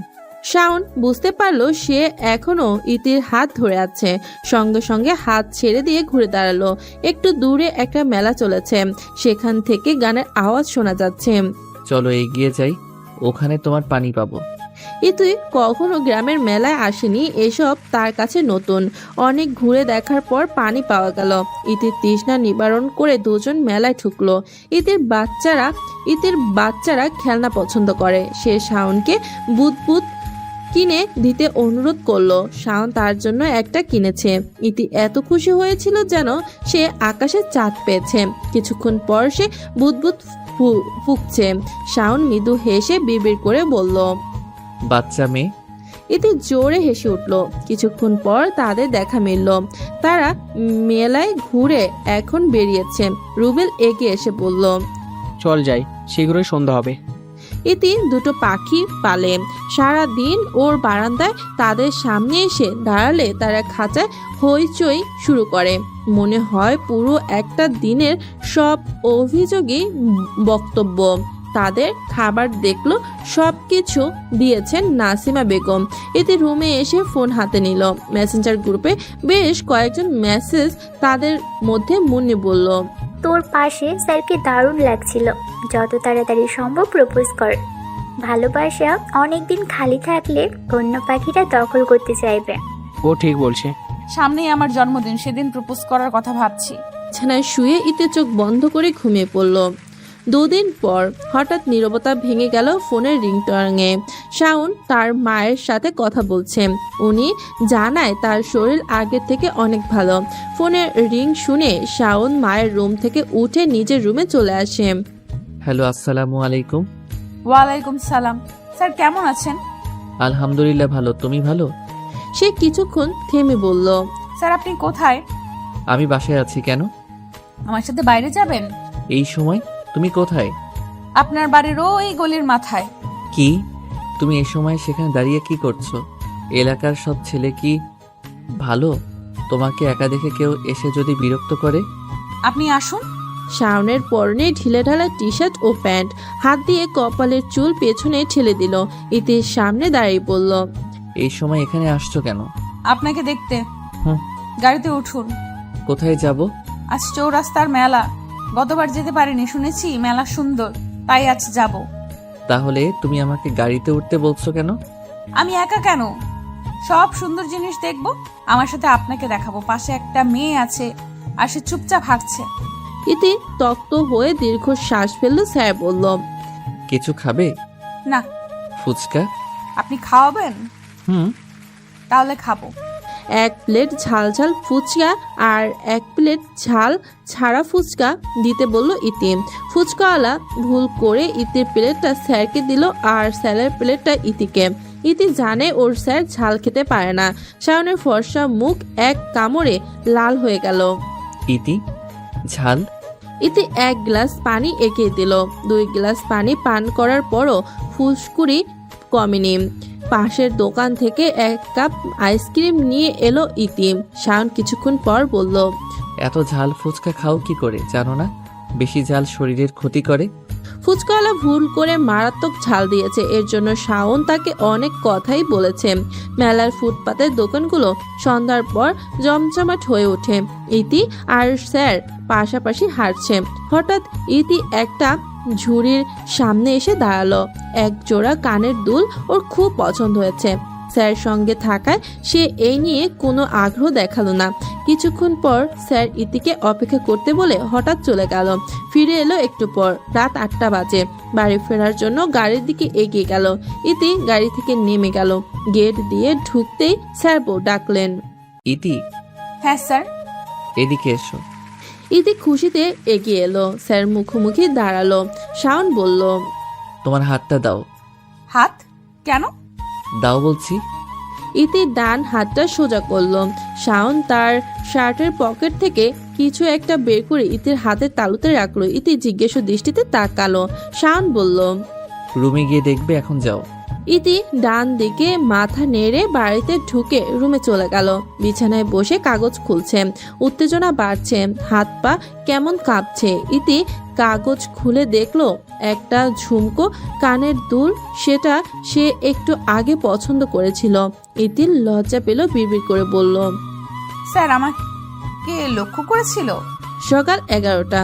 21শে ডিসেম্বরে একমাত্র মেয়ের জন্মদিন। প্রতি বছর বড় করে আয়োজন করে ইফাত শিকদার। এ বছর তিনি ব্যাপক আয়োজন ঘরে সাজিয়েছেন। সন্ধ্যায় পার্টি। ইতি ধীরে ধীরে রেডি হবে। বাড়ি অতিথিতে ভরে গেছে। সবাই অপেক্ষা করছে ইতি কেক কাটার মুহূর্তে। হাতে ছুরি নিয়ে দরজার দিকে তাকিয়ে আছে ইতি। স্যার এখনো আসেনি, যে কারণে কেক কাটছে না। ও কত অনুরোধ করেছে, তবুও এখনো আসছে না কেন? ইফাত শিকদার ও নাসিমা বেগম দুজনেই তাকে আমন্ত্রণ করেছিল, তাহলে আসছে না কেন? মুন্নি বলল, স্যার বোধহয় আসবেন না, তুই কেক কাট। ইতি একবার চোখ মেলে মুন্নির মুখের দিকে তাকালো, তারপর ছুটে রুমে চলে গেল। 2 দিন কেটে গেল, স্যারের খোঁজ নেই। ফোন বন্ধ, পড়াতে আসছে না। ইতির মন ছটফট করছে। আব্দুল চাচাকে নিয়ে স্যারের বাড়ি গলির মাথায় আসলো। গাড়ি থেকে নেমে হাঁটতে লাগলো। সে শাওনের বাসা চিনে না। আশেপাশে মানুষকে জিজ্ঞেস করে বাড়িটা দেখলো। কয়েকবার কলিং বেল বাজানোর পরও কোনো শব্দ নেই। উপর থেকে বাড়িওয়ালা আসতেন। তার কাছ থেকে জানা যায় স্যার আজ 2 দিন ধরে হাসপাতালে আছেন। তার মায়ের অপারেশন হচ্ছে, হয়তো সেই কারণেই ফোন বন্ধ। গাড়ির কাছে ফিরে এলো। পরের দিন সকালে শাওন ফোন করলো। বাড়িতে আসার পর বাড়িওয়ালা তাকে ইতির কথা জানায়। ইতির ঘুম ছুটে গেল। উদ্গিন্ন কণ্ঠে বলল, স্যার আপনি ঠিক আছেন? হ্যাঁ আলহামদুলিল্লাহ। সরি আমি তোমার কথা রাখতে পারিনি। মায়ের শরীরটা হঠাৎ এত খারাপ হয়ে গেল যে কিছুই বুঝতে পারলাম না। হাসপাতালে ছুটতে ছুটতে 3 দিন কিভাবে কেটে গেল বুঝতেই পারছি না। তোমাদের ফোন করে বলবো আমি সেই পরিস্থিতিতে ছিলাম না। আর শুনলাম তুমি গতকাল বাসায় আসছিলে। অনেক দিন হলো আপনাকে দেখি না, দেখবো, দেখা করব। ইতি আয়নার সামনে দাঁড়িয়ে আছে। বেশ কয়েকবার শাড়ি পরার পর সে এখন শাড়ি পরতে পারদর্শী। শাড়ি পরলে মেয়েদের হালকা সাজতে হয়। হালকা সাজে খুব সুন্দর দেখায়, এটা হয়তো অনেকেই জানে না। ইতি চোখে কাজল দিল, তারপর কিছু চুড়ি পরে নিল, কপালে ছোট্ট একটা কালো টিপ দিল। স্যারকে জায়গার ঠিকানা পাঠিয়ে দিয়ে ইতি বাসা থেকে বের হলো। আজকাল যখন ইতি স্যারের সাথে দেখা করতে যায় তো প্রথমে যে কথাটি মাথায় আসে তা হলো শাড়ি পরার।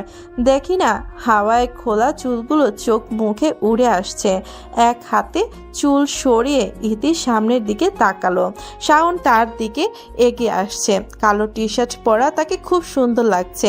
ইতি অপলক চোখে তাকিয়ে আছে। শাওন এসে তার সামনে দাঁড়ালো। ইতির ধ্যান ভেঙে গেল। শাওন মৃদু গলায় বলল, তুমি শাড়ি পরেছো? আম্মু আমাকে পরার জন্য শাড়ি দিয়েছে। আচ্ছা আমাকে আসতে বললে কেন? এই কয়দিন ঠিক মতো পড়েছো তো? হতবম্ব মুখে বলল ইতি। আমি এখানে পড়াশোনার কথা বলতে আসিনি। তাহলে কিসের জন্য আসছো? ইতি জোরে নিঃশ্বাস ফেললো। চারপাশে তাকিয়ে দেখলো কোনো মানুষ নেই। ইতি হঠাৎ হাঁটু গেড়ে বসে শাওনের পা চেপে ধরলো। কি করছো? পা ছাড়ো। স্যার আমাকে বিয়ে করুন। বিশ্বাস করুন আমি আগের মতো নেই, বদলে গেছি শুধু আপনার জন্য। আমি আপনাকে ছাড়া এক মুহূর্তও থাকতে পারি না। আমি বিয়েতে রাজি, চলুন বিয়ে করি। শাওন অবাক হয়ে তাকিয়ে আছে। ইতি হঠাৎ তার দিকে তাকিয়ে বলল, sir I love you. Shaon হাসলো, তারপর নরম গলায় বলল, আমিও তোমাকে ভালোবাসি ইতি। যেদিন তোমাকে প্রথম দেখেছিলাম সেদিন থেকেই তোমাকে ভালোবাসি। ইতি উঠে দাঁড়ালো। হঠাৎ শাওনকে শক্ত করে জড়িয়ে ধরলো। শাওন অকপটে বলল, ইতি আমি শ্বাস নিতে পারছি না। ইতি স্যারকে আরো শক্ত করে ধরে রাখলো। এই ভয়ে ছেড়ে দিলে অদৃশ্য হয়ে যাবে। একটু এদিক ওদিক নড়াচড়া করতে করতে পড়ে গেল ইতি। ব্যথায় চিৎকার করে উঠল। সে চোখ খুলে দেখলো সে তার ঘরের মেঝেতে পড়ে আছে, বালিশ জড়ি ধরে। বিরক্ত হয়ে গেল। তারপর মোবাইলে টাইম চেক করলো।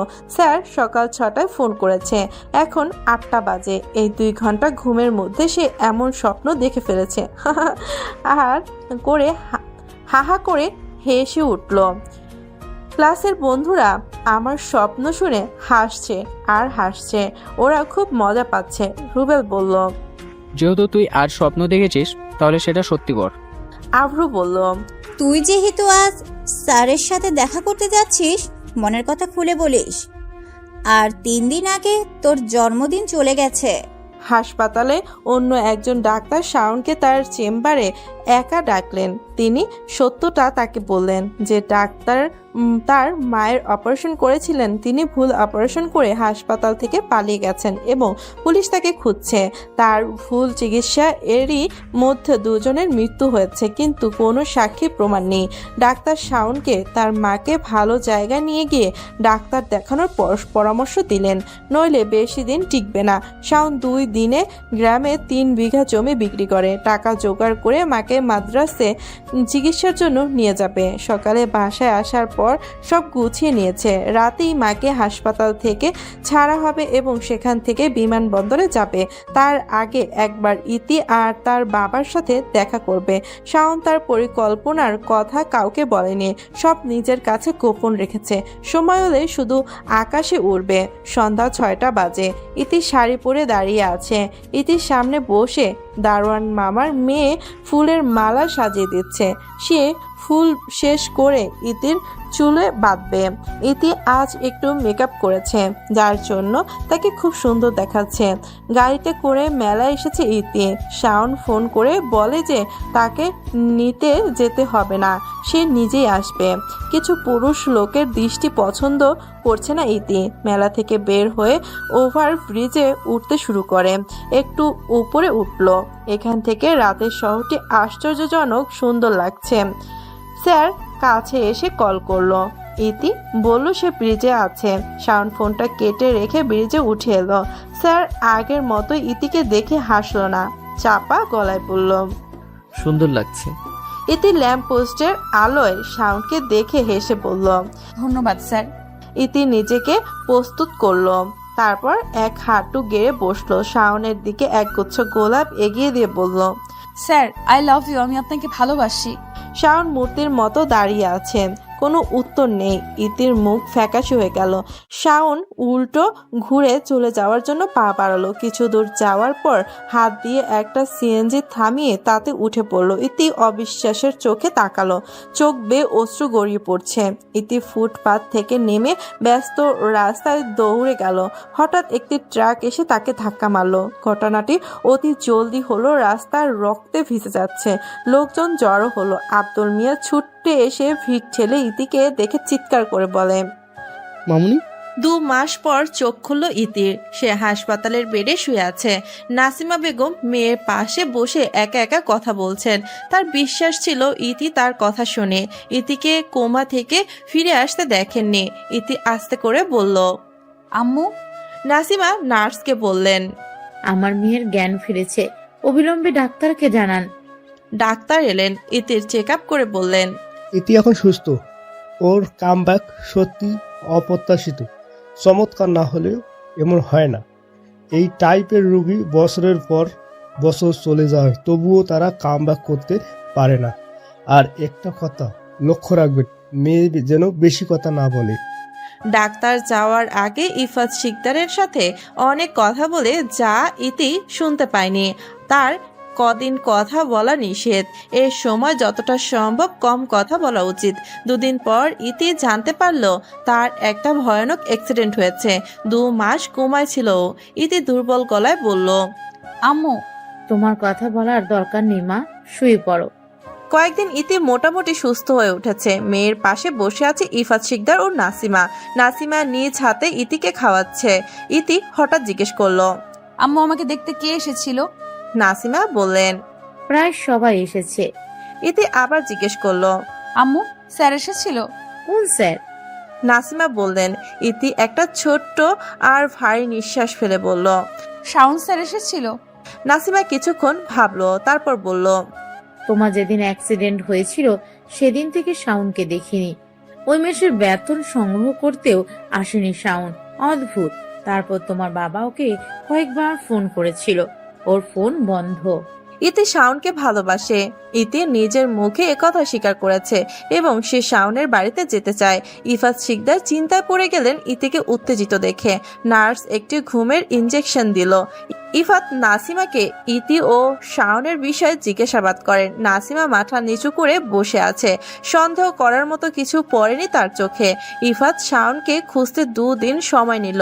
সে কোথাও নেই, যেন আকাশে গিলে খেয়েছে। ইতিকে হাসপাতাল থেকে রিলিজ দিল। সে একটু ফ্রেশ হয়ে নিল। তারপর আব্দুল চাচাকে নিয়ে শাওনের বাড়ির গলির মাথায় আসলো। বাড়িতে তালা ঝুলছে। বাড়িওয়ালা জানায় 2.5 মাস আগে বাড়ি ছেড়ে চলে গেছে। কোথায় যাবে কিছু বলে যায়নি। ইতি স্তব্ধ হয়ে গেল। পায়ে পায়ে হেঁটে গাড়ির কাছে এলো। ইতিকে দেখে মনে হচ্ছে সে গলা পর্যন্ত নেশা করেছে, ঠিকমতো হাঁটতে পারছে না, এক্ষুনি পড়ে যাবে। শাওনকে মাসখানেক খোঁজা হয়েছে, না পাওয়া গেল না। ইতি হঠাৎ ঘুমের মধ্যে স্যার বলে চিৎকার করে উঠল। ইফাত শিকদার মেয়ের গালে হাত রেখে বললেন, মামুনি, তুমি এভাবে আর কতদিন কষ্ট দেবে? হাব্বু স্যার, শাওন স্যার। সময় গেল, দিন গেল, বছর গেল। সময় কারো জন্য থেমে থাকে না। মন শুধু একজন বিশেষ মানুষের জন্য থেমে যায়। ফুফাতো বোনের বিয়ে। ফুপি ফোন করে বলে যে সবার 1 সপ্তাহ আগে যেতে হবে। ইফা শিকদার বিয়ের দিন যাবে বলে ইতিকে আজ যেতে বলল। ইতির যেতে ইচ্ছে করে না। আজকাল কোথাও তার ভালো লাগে না। বাবা মায়ের কথা ভেবে 2 দিন আগে যাবেন বলে জানায়। হাসপাতালে রোগী দেখার সময় বিকাল 3টা, রাত 8টা পর্যন্ত। এখন 2টা বেজে গেছে, তাই বেশি কথা না বলে হাসপাতালের উদ্দেশ্যে চলে গেল। মায়া আপু কল দিয়েছে, কাল সকালেই গুলশান যেতে বলেছেন। ইতি যাওয়ার পরেই তিনি ওকে সাথে নিয়ে কেনাকাটা করতে যাবেন। হাসপাতাল থেকে রাত 10টার দিকে বাসায় আসে ইতি। তারপর 3টি কাপড় গুছিয়ে একটি ব্যাগে রাখলো। সকালে বের হবে। 4 ঘন্টার যাত্রা শেষে ফুপির বাসায় গুলশানে পৌঁছালো ইতি। একদিন বিশ্রাম নিয়ে মায়া আপু পরের দিন থেকে তাকে নিয়ে ঘুরতে শুরু করে। যেখানেই যায় ইতিকে সাথে নিয়ে। শপিং মলে আরো বিরক্ত বোধ করছে। কিছু কিনছে না, শুধু দোকানে দোকানে ঘুরে বেড়াচ্ছে। ইতির পছন্দ অনুযায়ী বিয়ের পোশাক কেনা হয়েছে। বিয়ে বাড়িতে মানুষ মজা করছে। তাদের চিৎকার ইতি রাতে ঠিকমতো ঘুমাতে পারেনি। মাথা ব্যথা করলো। ফুপি চা বানিয়ে নিয়ে এলো। এটা না। কি ফুপু? তোমার জন্য চা বানালাম। আমি বুঝি এখানে থাকতে তোমার কষ্ট হচ্ছে? ইতির কথা বলল না, চুপ করে রইল। মায়া আপুর বিয়ে ও বিদায় সবকিছুর মধ্যে সবার আগে ছিল ইতি। এখন রাত 1টা বাজে। কাল সকালে গাজীপুর ফিরবে। রাস্তায় প্রচুর জ্যাম। কোনা বাড়ি যেতে 5 ঘন্টা লাগলো। ইতি আব্দুল মিয়াকে গাড়ি থামাতে বলল। চাচা গাড়ি থামান। আব্দুল মিয়া থামিয়ে জিজ্ঞেস করলো, কি হয়েছে মামু? এক তরুণী রাস্তার পাশে বসে কাঁদছে। ইতি গাড়ি থেকে নেমে মেয়েটির কাছে গিয়ে বসলো। তার সাথে কথা বলল। মেয়েটি এক চাচার হাত ধরে এখানে এসেছিল। ওই চাচা তাকে এখানে বসিয়ে গেল, আর আসেনি। ইতি বুঝলো এই মেয়েটা মেয়ে ধরার হাত থেকে রক্ষা পেয়েছে। ছোট হলেও তার বাড়ির ঠিকানা জানে। ইতি তার বাড়ির ঠিকানা জানতে চাইল। স্কুলের পোশাক পরে বোধহয় স্কুলে থেকে এনেছে। ইতি প্রথমে তাকে কিছু খেতে দিল, তারপর তার নাম পরিচয় জিজ্ঞেস করলো। ছোট্ট তরুণী বলল, আমার নাম আফরোজা ইতি। ইতি ভুরুকুটি করলো, তারপর বলল, আমার নামও ইতি। তাহলে তো আমরা মিতা হলাম। আফরোজা ইতি জিজ্ঞেস করলো, আন্টি মিতা কি? যখন কারোর নাম অন্যের নামের সাথে মিলে যায় তারা মিতা হয়ে যায়। তুমি কি আমার বন্ধু? আব্দুল আফরোজা ইতির বাসার ঠিকানায় গাড়ি থামায়। বাচ্চা মেয়েকে নিয়ে গাড়ি থেকে নেমে পড়লো ইতি। দারোয়ান তাদের ভেতরে ঢুকতে দিল। বেল টেপার পর একজন ভদ্র মহিলা দরজা খুললেন। অশ্রুসিক্ত হয়ে তাকিয়ে আছেন। আফরোজা ইতিকে দেখেই তাকে জড়িয়ে ধরে কেঁদে ফেলল। দীর্ঘ 3 ঘন্টা ধরে তাকে খুঁজছেন তারা। ইতি বিস্তারিত জানালো। লুৎফুন্নাহার আন্তরিকতা দেখালো। খাবারের ব্যবস্থা করতে চেয়েছিল। ইতি কিছু খাবে না, মানা করে। ইতি চলে যেতে উদ্গ্রীব হলো। আফরোজা ইতি তাকে তার স্কুলে আসার দাবি জানায়। লুৎফুন্নাহার তাকে আবার আসার আমন্ত্রণ জানান। ইতি কথা দিল সে আবার আসবে। চলে যাওয়ার পর লুৎফুন্নাহার মাথায় হাত রেখে হায় হায় করলেন। এত কথা বলল, কিন্তু মেয়েটির নাম জিজ্ঞেস করতে ভুলে গেল। আফরোজা ইতিকে জিজ্ঞেস করলে সে বলতে পারে না, সে ভুলে গেছে। শুধু মিতা টুকু মনে আছে। সপ্তাহ 2-1 পরে লুৎফুন্নাহার ফোন করে বললেন, আজ ইতির জন্মদিন, আর সে জন্মদিনে তার মিতাকে চায়। আমার নাতনি কিছুদিনের মধ্যেই তোমার প্রতি খুব আসক্ত হয়ে পড়েছে মা। সারা দিন তোমার কথাই বলে। তুমি আজ আসবে কিন্তু মা। ইতি আজ ফিরে, এর জন্য সে যাবে বলে জানিয়ে দিল। মুন্নির সাথে কথা বলে জেনে নিল বাচ্চাদের কি পছন্দ। তারপর শপিং মল থেকে কিছু উপহার কিনলো। ইতি আজকাল প্রায় শাড়ি পরে, আজ নাসিমার সাদা শাড়ি পরল। আফরোজা ইতির বাবার ফ্ল্যাটে বেশ সুন্দর করে সাজিয়েছেন। লোকে ভাড়া ফ্ল্যাট। এদিকে হঠাৎ আফরোজা ইতি দৌড়ে এসে তাকে জড়িয়ে ধরে বলল, তুমি আসছো মিতা? আমি জানতাম তুমি আসবে। ইতি মৃদু স্বরে বলল, আমাকে তুমি ডাকছো, আমি আসবো না কেমন করে হয়? শুভ জন্মদিন। ইতির বাবা দূর থেকে দেখছিলেন। তিনি এগিয়ে এসে বললেন, আসসালামু আলাইকুম। আপনি ইতির বিশেষ অতিথি। ওর মুখে আপনার কথা অনেক শুনেছি। লোকটার গলা শুনে ইতি থমকে গেল। এই কণ্ঠ তার খুব পরিচিত। তার শরীর কাঁপতে লাগলো। তারপর উঠে দাঁড়ালো। আফরোজা ইতির বাবার দিকে মুখ করে দাঁড়িয়ে গেল সে। ইতি ক্ষীণ স্বরে বলল, স্যার। ইতি হঠাৎ চলে গেল। ছোট্ট মেয়েটার মন খারাপ হবে ভেবে অনুষ্ঠান শেষ করে বাড়ি ফিরে আসে ইতি। সে এখনো বিশ্বাস করতে পারছে না যে স্যার বিবাহিত এবং একটি মেয়েও আছে। বাসায় এসে দরজা বন্ধ করে ফুপিয়ে কেঁদে উঠল। সকাল সকাল জানালা দিয়ে শীতল বাতাস আর মিটমিট করে মিষ্টি রোদ এলো। ইতি জানালার সামনে দাঁড়িয়ে একটা দীর্ঘ নিঃশ্বাস ছেড়ে বুকটা হালকা করে নেয়। আগের থেকে এখন একটু ভালো লাগছে। ইতির চেম্বার 3টায় থাকায় আফরোজার স্কুলে নিয়মিত ইতি যেত। হঠাৎ করেই সে যাওয়া বন্ধ করে দিল।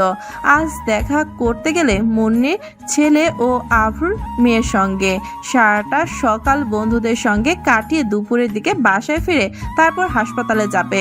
মুন্নির ছেলে দিন দিন দুষ্টু হয়ে যাচ্ছে। জোর করে আফরুর মেয়ের কাছ থেকে খেলনা ছিনিয়ে নেয়। তারপর মেয়েটি কাঁদে। কখনো কখনো দুটির খুব মিল হয়।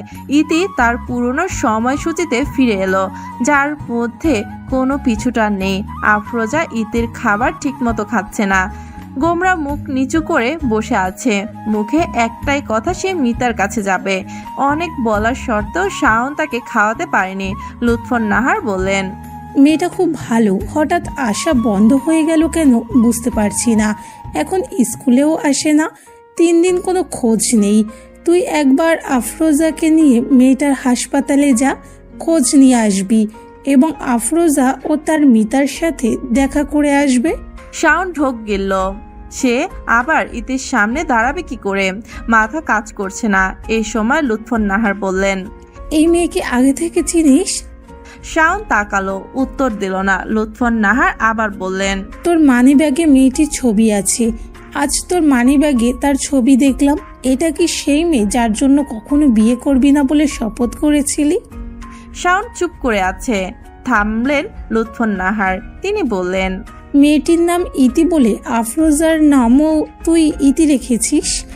আমি কি এটা ধরে নিতে পারি? হ্যাঁ মা, আমি তার থেকে দূরে থাকলেও আমার হৃদয় সবসময় তার সাথে ছিল। তাই আমি আফরোজা ইতির নাম রেখেছি, যাতে ইতি নামটি আমার ঠোঁটে থাকে।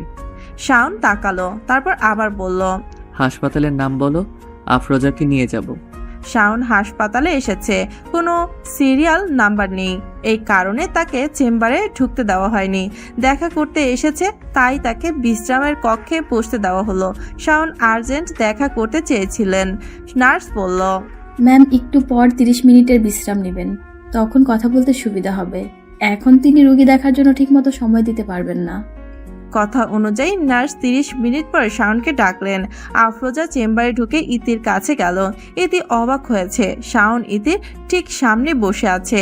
আফরোজা গত 3 দিনের সব ঘটনা ইতিকে খুলে বলে এবং তাকে অনেক মিস করে। হাসপাতালের বুয়া এসে চা নাস্তা দিল। ইতির দিকে তাকিয়ে হঠাৎ শাওন বলল, ইতি। ওর কণ্ঠে এত আকুলতা ছিল, ইতি মুখ তুলে তাকালো। তারপর বলল, আমাকে ডাকছেন? আমার সাথে কথা বলবে না? কিছু বলার নেই। তুমি নিশ্চয়ই বিয়ে করেছো। স্বামী কি করেন? বিয়ে হয়নি। কেন? যাকে ভালোবাসি তাকে পাইনি। ইতির প্রতিটা কথাই স্পষ্ট। শাওন চুপ করে রইল। আফরোজাকে নিয়ে বাসায় ফিরল শাওন। আফরোজা দাদি দাদি বলে লুৎফর নাহারের কাছে গেল। গলা জড়িয়ে ধরে বলল, দাদি, আমি মিতার সাথে দেখা করছি।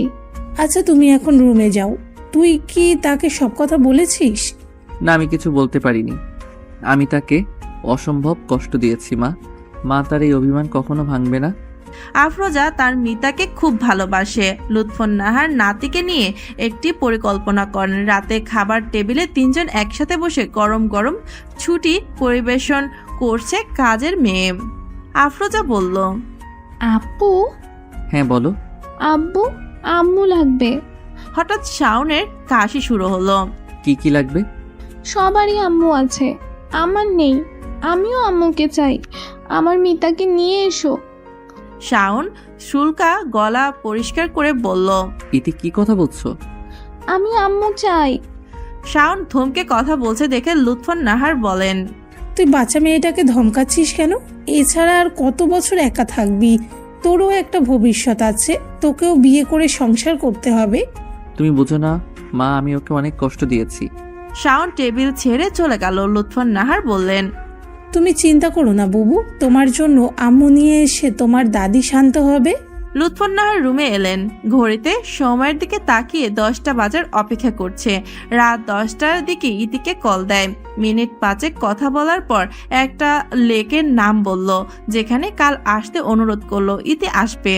কুয়াশাচ্ছন্ন সকাল, গ্রামে এখন হালকা শীত, ধান শিশির ভেজা। লুৎফর নাহার ইতির সাথে টঙের দোকানে বসলো। অনেকক্ষণ পর লুৎফর নাহার বললেন, ইতিমা, তোমাকে এখানে আসতে বলেছি কারণ আমি তোমাকে কিছু বলতে চাই।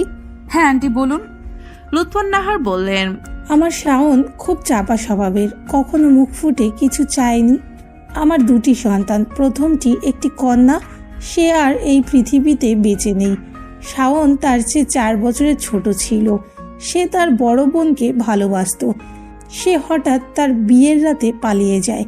আমার স্বামী তার অনুপস্থিতির কারণে ব্রেন স্ট্রোকে মারা গেছে। এরপর আর আমরা ওই মেয়ের সাথে যোগাযোগ করিনি। ধীরে ধীরে আমিও অসুস্থ হতে লাগলাম। গ্রামের ক্ষেত, ফার্ম, স্বামীর পেনশনের টাকায় সংসার চলতো।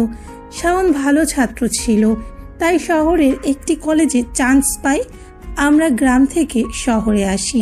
লেখাপড়ার পাশাপাশি ছেলেটি টিউশনি করে স্নাতক শেষ করেছে। দুর্ভাগ্যবশত একা মা হওয়ার কারণে আমি এখানে অবদান রাখতে পারিনি। এমনি স্নাতক শেষ করার পরে চাকরি পাওয়াটা ছিল বিদ্রূপের বিষয়। তারপরও সে কয়েকটা টিউশনি করেছে। এতক্ষণে আমি প্রায় মরি অবস্থা। জানি না কত রাত সে আমার সাথে হাসপাতালে ছিল, যদিও কখনো বিরক্ত হয়নি। তার কোনো বন্ধু ছিল না, তাই সে প্রতিদিনের ঘটনা আমার সাথে গল্প করে বলতো। হঠাৎ রাস্তায় একটি মেয়ের সাথে দেখা এবং তারপর তাকে টিউটর করা সব বলেছে। সেদিন মেয়েটির জন্মদিন ছিল। শাওন খুশিতে প্রস্তুতি নিচ্ছিল। হঠাৎ আমার শরীর খারাপ হয়ে গেল। আমাকে নিয়ে হাসপাতালে ছুটে গেল। ডাক্তারকে পরে পুলিশ ভুল অপারেশনের জন্য গ্রেপ্তার করেছিল এবং ততক্ষণে আমার মাদ্রাজে পৌঁছে যাই। মাদ্রাজে কয়েক মাস চিকিৎসা করিয়েছিলাম। আমি যখন সুস্থ হয়ে ফিরে আসব তখন সেখানে আমার মেয়েকে দেখি। আমার মেয়ের 2টি কিডনি নষ্ট হয়ে গেছে, অপারেশন হবে। আমাকে ও শাওনকে দেখে সে অনেক কেঁদেছিল, বলে, আল্লাহ আমাকে এত কষ্ট দিয়েছেন, আমি তোমাকে কষ্ট দিয়েছি, তোমার নাক ডুবিয়েছি, তাই আমাকে ক্ষমা করে দিও। শিলা শাওনকে বলল, ভাই আমার মেয়েকে দেখিস। তার স্বামী তাকে হাসপাতালে রেখে যায় আর ফিরে আসেনি। আমার ছোট নাতনি আফরোজা হাসপাতালের বারান্দায় এক শ্রমিকের কোলে ঘুমাচ্ছিল। ওর তখন 2 বছর। শাওন তাকে প্রথম কোলে নিল। অপারেশন শেষ হলে খবর এলো আমার মেয়ে চলে গেছে। 2 দিন পর থানা থেকে ফোন আসে। শিলার স্বামী মাদ্রাজে একটি ছোট্ট কোম্পানি ছিল, তিনি একটি গাড়ির দুর্ঘটনায় মারা যান। এরপর 2 মাস আমরা শোকে ছিলাম। আফরোজাকে নিজের মেয়ে হিসেবে পরিচয় দিল শাওন। তারপর ওর শেষ নাম রাখলো ইতি। আফরোজা জানে না শাওন তার বাবা নয়, তার মামা। কয়েক বছরে শাওন আফরোজার বাবার ছোট ব্যবসাকে বড় করেছে।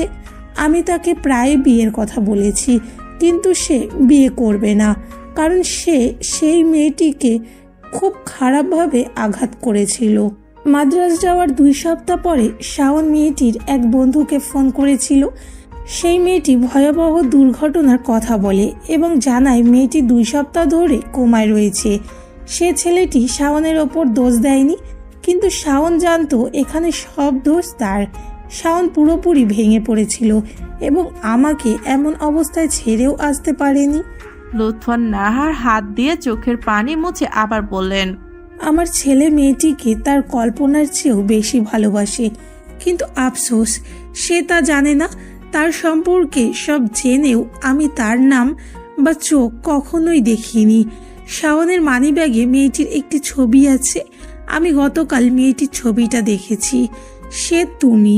ইতির চোখ থেকে 1 ফোঁটা জল পড়ল, তারপর 2 ফোঁটা, তারপর আরো অনেক। লুৎফর নাহার হঠাৎ ইতির হাত ধরে বললেন, তুমি আমার ছেলেকে বিয়ে করো মা, তার অগোছালো জীবন নিখুঁতভাবে গুছিয়ে দাও। শাওন যে তোমাকে ছাড়া অসম্পূর্ণ থেকে যাবে। সন্ধ্যা 6টা বাজে। ইতি ব্রিজের উপর দাঁড়িয়ে আছে। কিছুক্ষণ পর শাওন এলো। ইতিকে দেখে সে একটু অবাক হলো। শাওন বলল, ইতি। ইতি শাওনের দিকে তাকালো না, সূক্ষ্ম গলায় বলল, বলুন স্যার। আমি আর তোমার স্যার নই। চিরদিন থাকবেন। শাওন কথা খুঁজলো, বলল, প্রতিদিন এখানে আসো? হ্যাঁ, পুরনো স্মৃতি আলিঙ্গনে আবদ্ধ করি। ব্যথা করে না? সব কষ্ট একে একে সুখের কাছে বিলিয়ে দিতে হয়। হাইওয়ের রোড হর হামেশাই বাসছে, বাতাস ঠান্ডা। ইতি গম্ভীর ভঙ্গিতে সামনের দিকে তাকায়। সে একবারও শাওনের দিকে তাকায়নি। হঠাৎ কণ্ঠ তুলল ইতি, স্যার। বলো। আমাকে বিয়ে করবেন? কি? চমকে উঠল শাওন। ইতি ঘুরে দাঁড়ালো, শাওনের দিকে তাকিয়ে বলল, চলুন বিয়ে করি। এটা সম্ভব না ইতি, আমার একটা মেয়ে আছে। আপনার বলে কিছু নেই স্যার। এখন থেকে আপনার যা আছে সবই আমার। আফরোজা আমারও। শাওন 2 আঙুল দিয়ে নাকের মাঝখানে রাখলো, চোখ বন্ধ করে ভাবছে। ইতি হঠাৎ তাকে জড়িয়ে ধরলো। হতভম্ব হয়ে গেল শাওন। 1 সপ্তাহ পর খুব ধুমধাম করে বিয়ে করলো ইতি আর শাওন। আফরোজা ছুটতে এসে শাওন আর ইতির মাঝখানে বসে খুশি মনে বলল, আজ আব্বু আর আম্মুকে একসাথে পেলাম। আজ থেকে আমি আমার আব্বু আম্মুর কাছে থাকবো। লুৎফর নাহার রুমে এলেন। আফরোজাকে বললেন, আজ না বুবু, আর একদিন থাকবে। আজ তুমি দাদির বিছানায় যাও। দাদি, আজ নয় কেন? লুৎফর নাহারের দিকে অসহায় দৃষ্টিতে তাকিয়ে আছে আফরোজা। তিনি এখন এই ছোট্ট মেয়েকে কি করে বোঝাবেন আজকে কেন নয়। লুৎফর নাহার আফরোজাকে উলুব্ধ করে রুম থেকে নিয়ে যায়।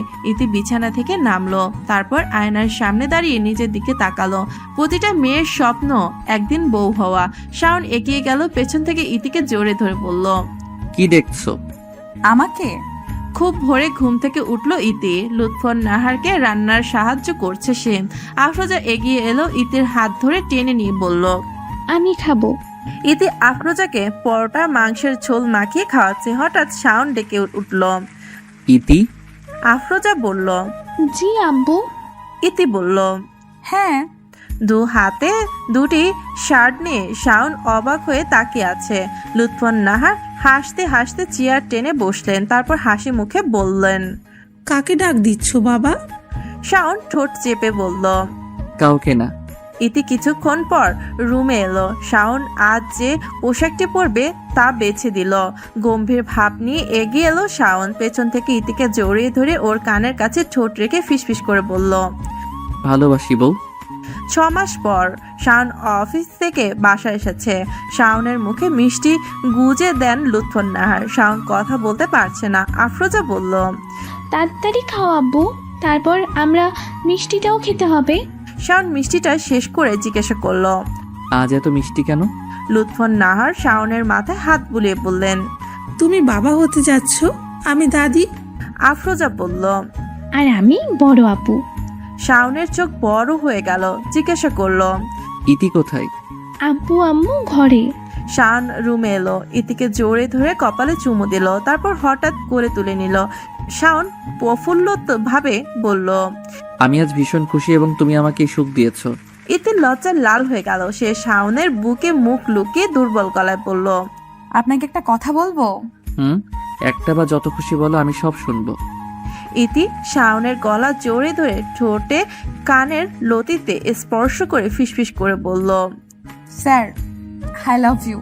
শাওন ইতিকে বিছানায় বসিয়ে দিল, তারপর তার পেটে হাত রেখে আস্তে করে বলল, ভালোবাসি আমিও।